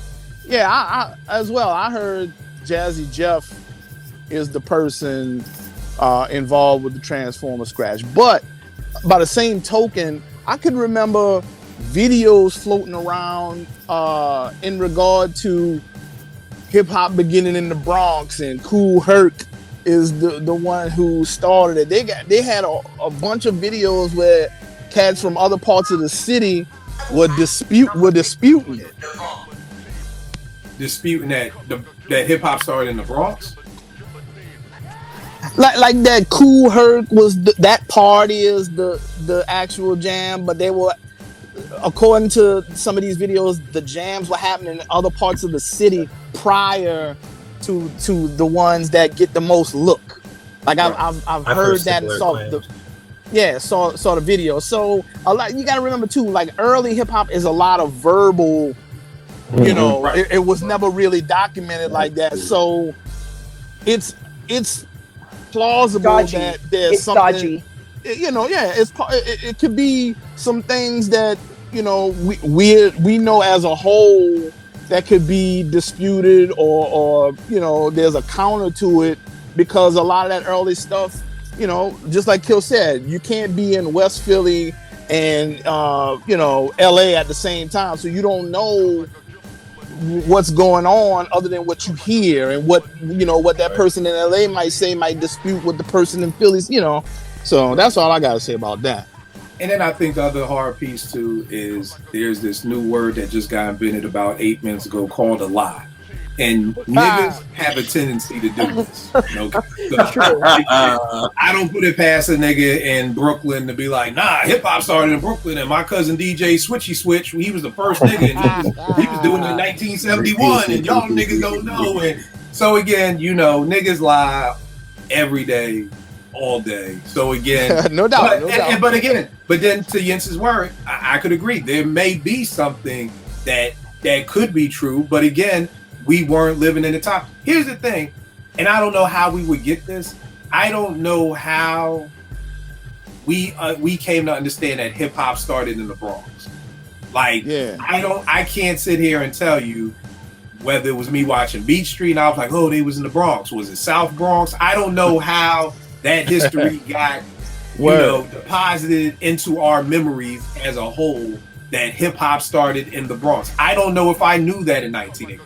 I don't know when that got deposited into my spirit that hip hop started in the Bronx. I don't know where that even came from. It was the flyer. It was Herc's flyer. Even before Herc's flyer. Like, I didn't see Herc's flyer probably until the internet. You know what I mean? Oh, okay. I mean, the internet didn't really pop up till like 96, my senior year of college. Yes, everybody, I went to college without the internet. My kids ask me about that all the time. I'm like, nigga, how did you go to college without the internet? But so that's the thing. Nobody was privy to Herc's flyer before the internet. Like, you know, nobody kind of had that just in their back pocket. Like, yo, look, you know. So no, it's probably just word of mouth though. But from that's exactly what it is. Yeah. That's exactly what it is. But like you said, I don't know why it was the Bronx. Why didn't the word of mouth come from Brooklyn? You know, was it? You know, probably for me, and again, this is just an assumption, I'm sure it was just South Bronx. I love BDP. It's 86, 87.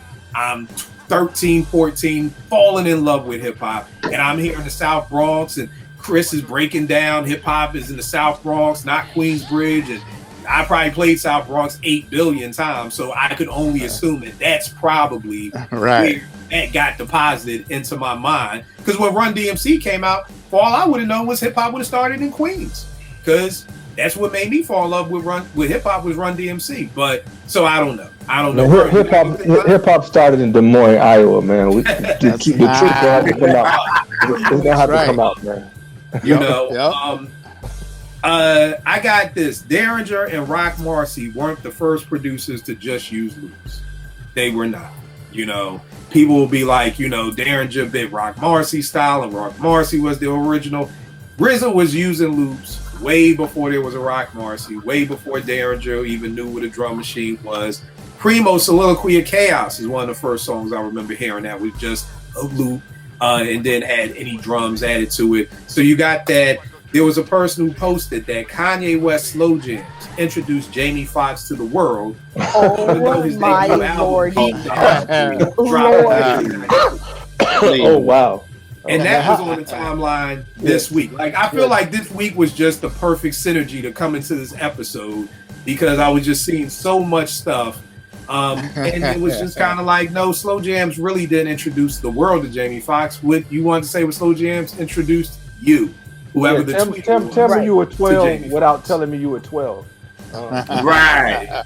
There we go. We're back to the tell me, you know. So, JR, you got anything left on the R&B side of things, man? Just two things. I would say that Marvin was not the first person to talk about social issues in 71, y'all. With what's going on, please stop that narrative. It was so many people before him. Like, stop. Give us some examples. Give us some examples. Ball of confusion.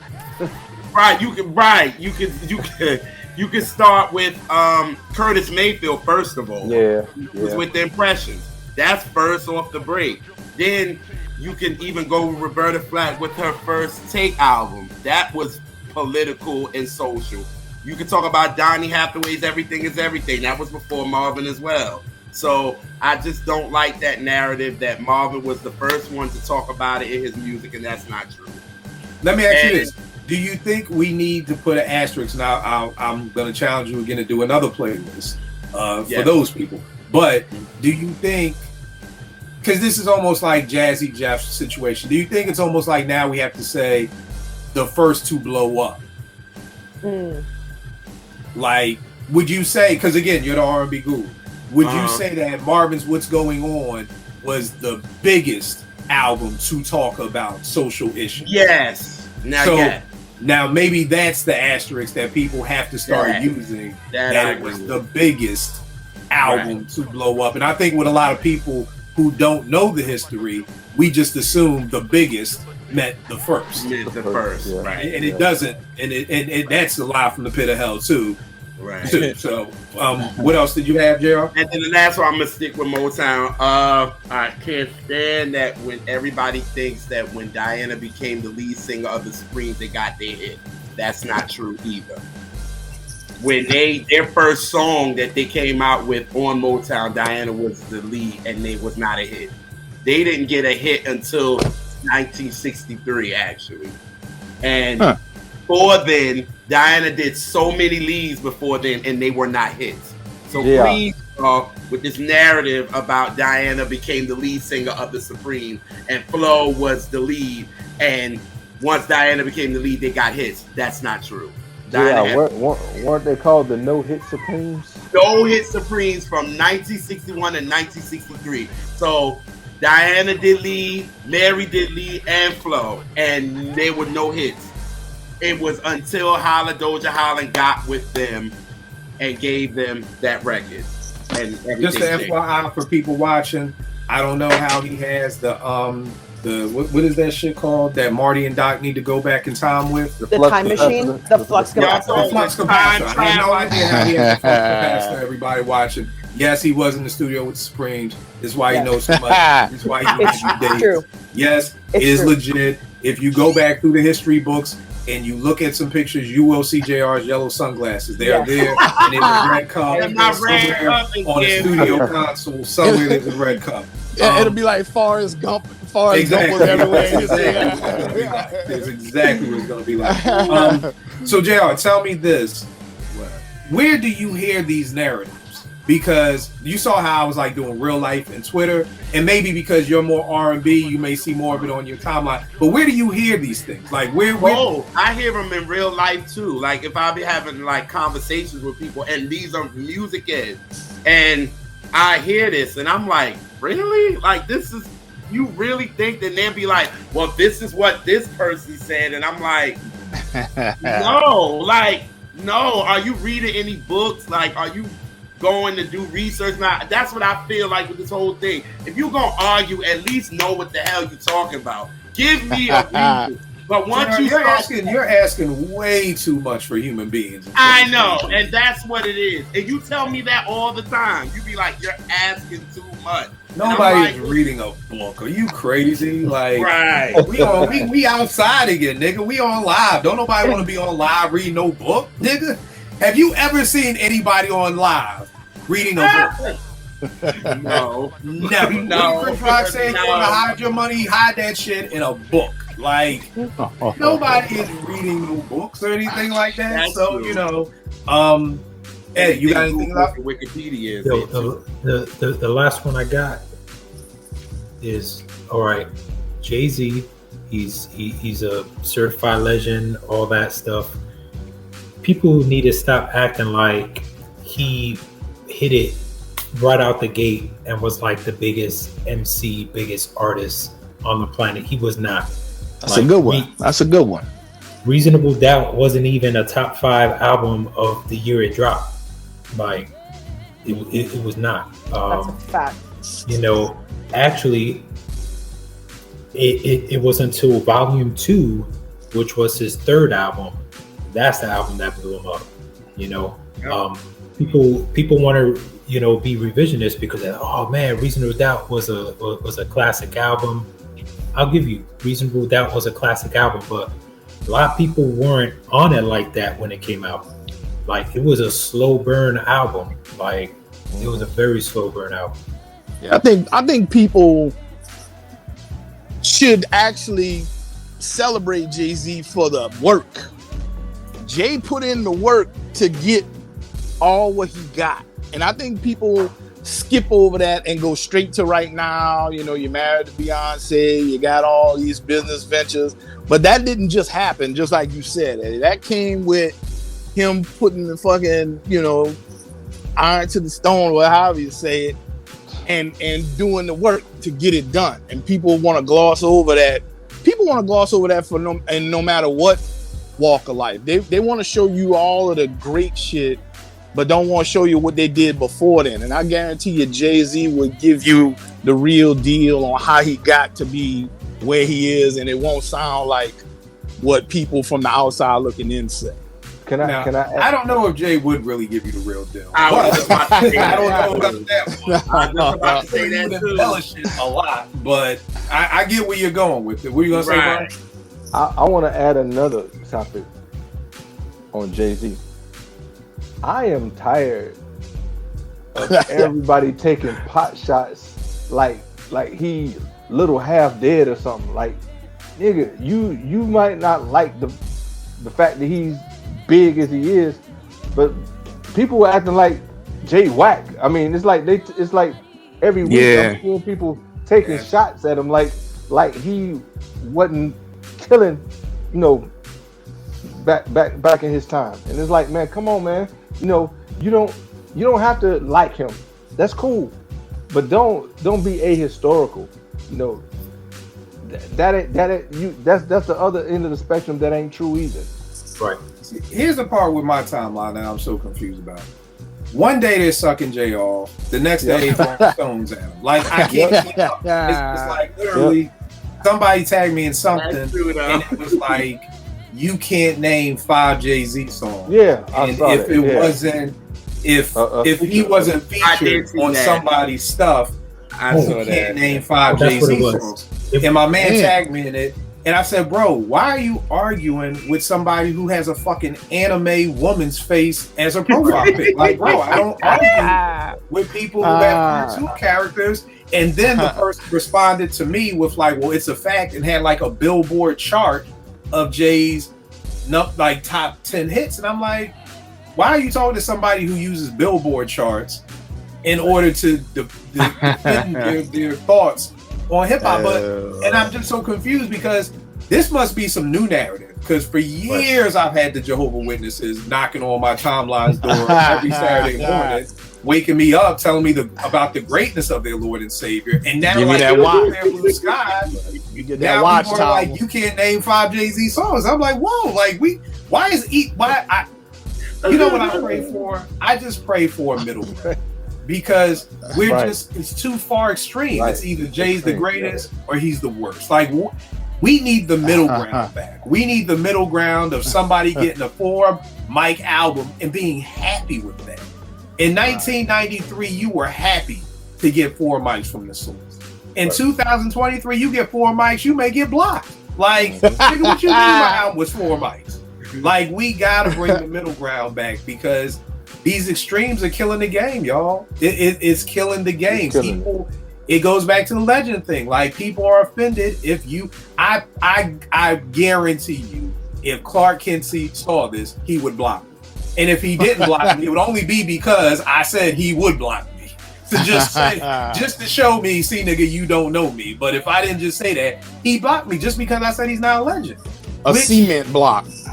A cement block. But I don't. You see what I did there? You see what I did there? I like that. I like your work. Yes, I saw your work. I just don't understand why you can't, like, it's got to be okay, y'all. We're so pressed on these titles. Yeah, man. You know, even in your Twitter bio, I see people talking to hip hop historian, and it's like they be saying the dumbest shit. Like, nigga, how are you 33 and you're a hip hop historian? Like, last time I checked, a historian is usually old. Back in the day, librarians were old as fuck. Like, they were like grandmothers. You don't get now to call librarians be yourself like that 22. Like, bitch, you can't help me find no book. Like, what are you talking about? It sound like they unearthed Melly Mel's microphone from the rubble. Right, like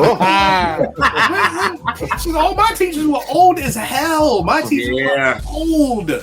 You know, only now do we get these teachers who be on IG Live talking about support my classroom, cash at me, like half naked, like, yo, dog, like, when did this happen? Like, Lord. I just think you need some tenure to be a hip hop historian. I'm not even putting my name on that. I feel like you gotta be at least 50, bare minimum. You gotta be 50 and up. You can't call yourself that, just like you can't call yourself a mogul. Good one, bro. Every title that's in my bio, someone has given. Yeah. People have even told me, Kill, why is hip hop historian in your Bible? I don't think I'm that. I don't think I'm a hip hop historian. I'm the first to admit I got a lot of holes in my game. I don't know down south hip hop like that. I don't know West Coast hip hop like that. So to me, if I'm a historian, I've got to be a historian of all things, you know, and I'm not there yet. I'm still learning, you know, but again, I'm just one of those people who's not pressed on a title. You don't have to call me a legend. You don't have to call. People say every day, Kill, you be saving them kids' lives. No, I don't. Jesus saves lives. I'm just out here trying to help. That's all I do. I don't need that. I don't want it. Don't put it on me. Whereas 99% of humanity is like, no, give me that. I'm a legend. I save people. Look at me. Give me my flower. I'm good, y'all. I'm good. So we've had the revisionist history. JR, I challenge you to make some of those mixtapes, make some of them playlists to try to help educate these people. I really honestly think it will help all of us, because I always tell people, I got all these fucking records and I probably only know about 30% of all these fucking records. You know what I mean? Why? Because when I started digging in 93, I was looking for samples. That's what I was looking for. I wasn't record shopping I always tell people there are various stages of digging. There are people who dig just for samples. That's it. They're in the dollar section. They over here.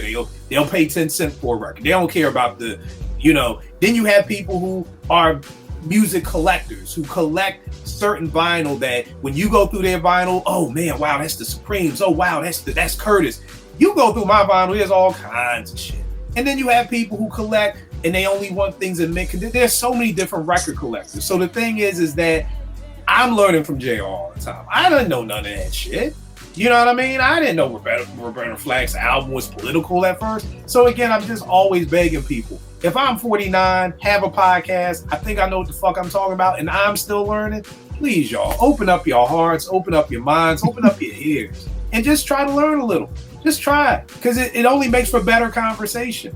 More people will communicate with you if you know what the fuck you're talking about. Right, and conversation is the key word. Conversation. Right. There's no reason for how you can see how it gets sometimes between people. People are struggling so hard for likes and people to I don't know, just agree with them, that they're willing to go to any length almost. Yeah. You know what I mean? When all it is, if you saying what you saying, that person saying what they're saying, you can leave it at that. It don't have to be all that blocking and name calling. That's goofy to me. It's why I've always said I'm on Twitter to discuss music, not to debate it. Debate it would need to change your mind, and I have no fucking urge whatsoever in my soul to change your mind, unless there's a bag on the table. If you tell me, Killer, if you convince me Dilla's the dope producer ever, I got a G for you, let's go. Have But you other ever? than that, I have no urge. If there ain't no money on it, I have no urge to change your mind. I may ask you why, and I may ask you, why do you feel that way, or what did you hear? But I don't want to change your mind. It does absolutely nothing for me. Oh, the last thing I had was MF Doom actually was in KMD. So, Doom did have a background before MF Doom, because I said something about Doom and people were like, oh, you didn't like KMD, and I was like, I just feel like Zev Love X and MF Doom are two entirely different people to me. I don't feel like they're the same person. I feel like they're literally like JD is totally different than J Dilla. If you listen to them JD beats, they got the bounce, they got the bass tones, very neo soulish. Dilla is straight gutter. So I feel like they're two entirely different people. So I like Zev Love X. I like KMD. I just wasn't an MF Doom fan at first until Nate schooled me to it. Dope ep, y'all. Everybody, do your history. For all you UTFO stands, buy this. You cannot stand for somebody if you don't own records in their discography. It's impossible. It's like the two don't go together. You can't do it. So if you want to stand for UTFO and Kango Kid, show me. Post the picture when you get out. Because I love this album. This nigga was in a ninja outfit in fucking 1984. Like, I wanted to be a ninja. Ninjas weren't even popular back then, and I thought that was incredible. So, again, nobody can say you don't fuck with UTFO when you hate, not in the least bit. Yes, where can they get at you, man? Well, you're going to link me in the thing, but, I'm on Twitter chopping it up all the time with any one of y'all at any given time. Used to be part of a podcast with Vegas. Shout out to Vegas. We used to do hip hop Twitter podcast. You can still listen to the joints. We got them still on all the platforms. If you want to go and check them out, 20 minutes max, easy, quick listen, dope content. So that's good for me. Hey, Kill, we were just talking about beef. We were just talking about beef, man, and I hate that Vegas and Yentz, they both want to be the lead singer. So they broke up. Yentz said, "Ain't nobody coming to see you, Vegas." So they broke up. Yo, I'm telling y'all, man. I'm telling y'all, hip hop podcasts are new hip hop groups, man. They break up all the time. Hey, Vegas got a flash now. You see, they flash. To Yinny. He's lonely at the top. Yinny, you can't be Yinny Kane. You can't be Yinny Kane. I'm telling you, man. Y'all don't know. I'm trying my best to keep the team together. Porsche, be on her shit, and it's like we're trying to keep it all together here, Bobby. We are trying, man. It's hard. It's hard. Y'all together the way y'all been jumping me all things. So y'all together. Y'all ain't got to worry about that. Y'all been, it was all four of us. Y'all jumped the piss out of me. So y'all together. Y'all jump me, but I'm still here. Yes, you are, Yes, you are. Eddie, where can they get at you, man? Yeah, man, I'm still on Twitter at EddieD80, freestyles on Instagram, man. And man, I feel like I haven't been on like over a month, man. We were just talking about that. We were just saying how none of us have been around for the past month. So yeah, it's definitely great to have everybody back in pocket. Vern, where can they get at you, man? On Instagram at V the Long Clothes, on Twitter at VChandler10. All right. JR, what's going on in the R&B Reps world? Yeah, just follow us. A new episode every Sunday. Our newest episode, which just already be out, is to catch that mini. We did Mary J's All That I Can Say and Fantasia's Feel Like Falling in Love Tonight. So that's good. It's a dope episode. We're gonna start back our lives again soon.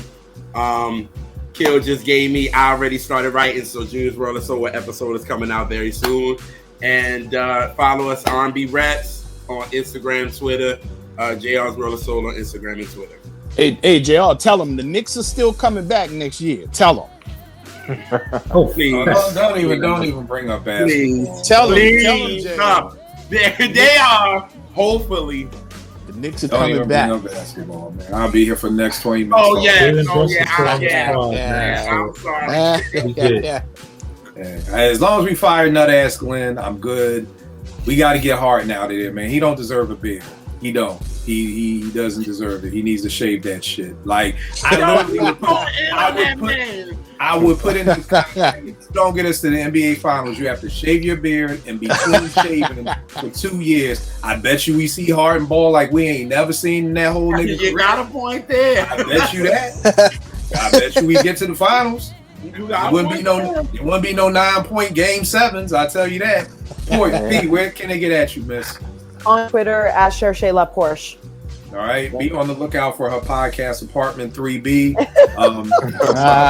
Sometime in the near future. I don't know who she's taking with her. I don't know. There's like a history breakup. I don't know if it's wrong. They always like the stepson. He's on both podcasts. I don't know how this split happened. You know, everybody got to pick their side. DOS Effects and Queso picked wrong with PMD. So I don't know. Y'all already know it's me, Kill889, Twitter and IG. Couple of things, y'all. One to shout out the book and me and Porsche being bookworms. You got Chuck D's new book, Living Loud. Is a book. I first saw this when I was in ATL with Vern. We were down digging and we saw this book. And I picked it up. It's basically of Chuck D's. People don't know Chuck D is an artist. So it's all of his artwork, talking about everything. Oh. That is a very expensive book, though. Yeah. It is expensive. You got that at Moves, didn't you? Nah, I actually got it on Amazon where it wasn't as expensive because they was moving, you know. It's gonna bang you in the head, Some real dope artwork in here. Definitely support Chuck, friend of the show. And then going back to what JR was saying earlier, very dope album that a lot of people don't know about. D'Angelo live at the Jazz Cafe. He's doing you got Can't I Love, the Earth, Wind & Fire cover. He's doing the Heaven Must Be Like This cover. So Ohio Players joint. So very dope joint if you can get your hands on it. And I will check you next week, good peoples. See ya. Peace.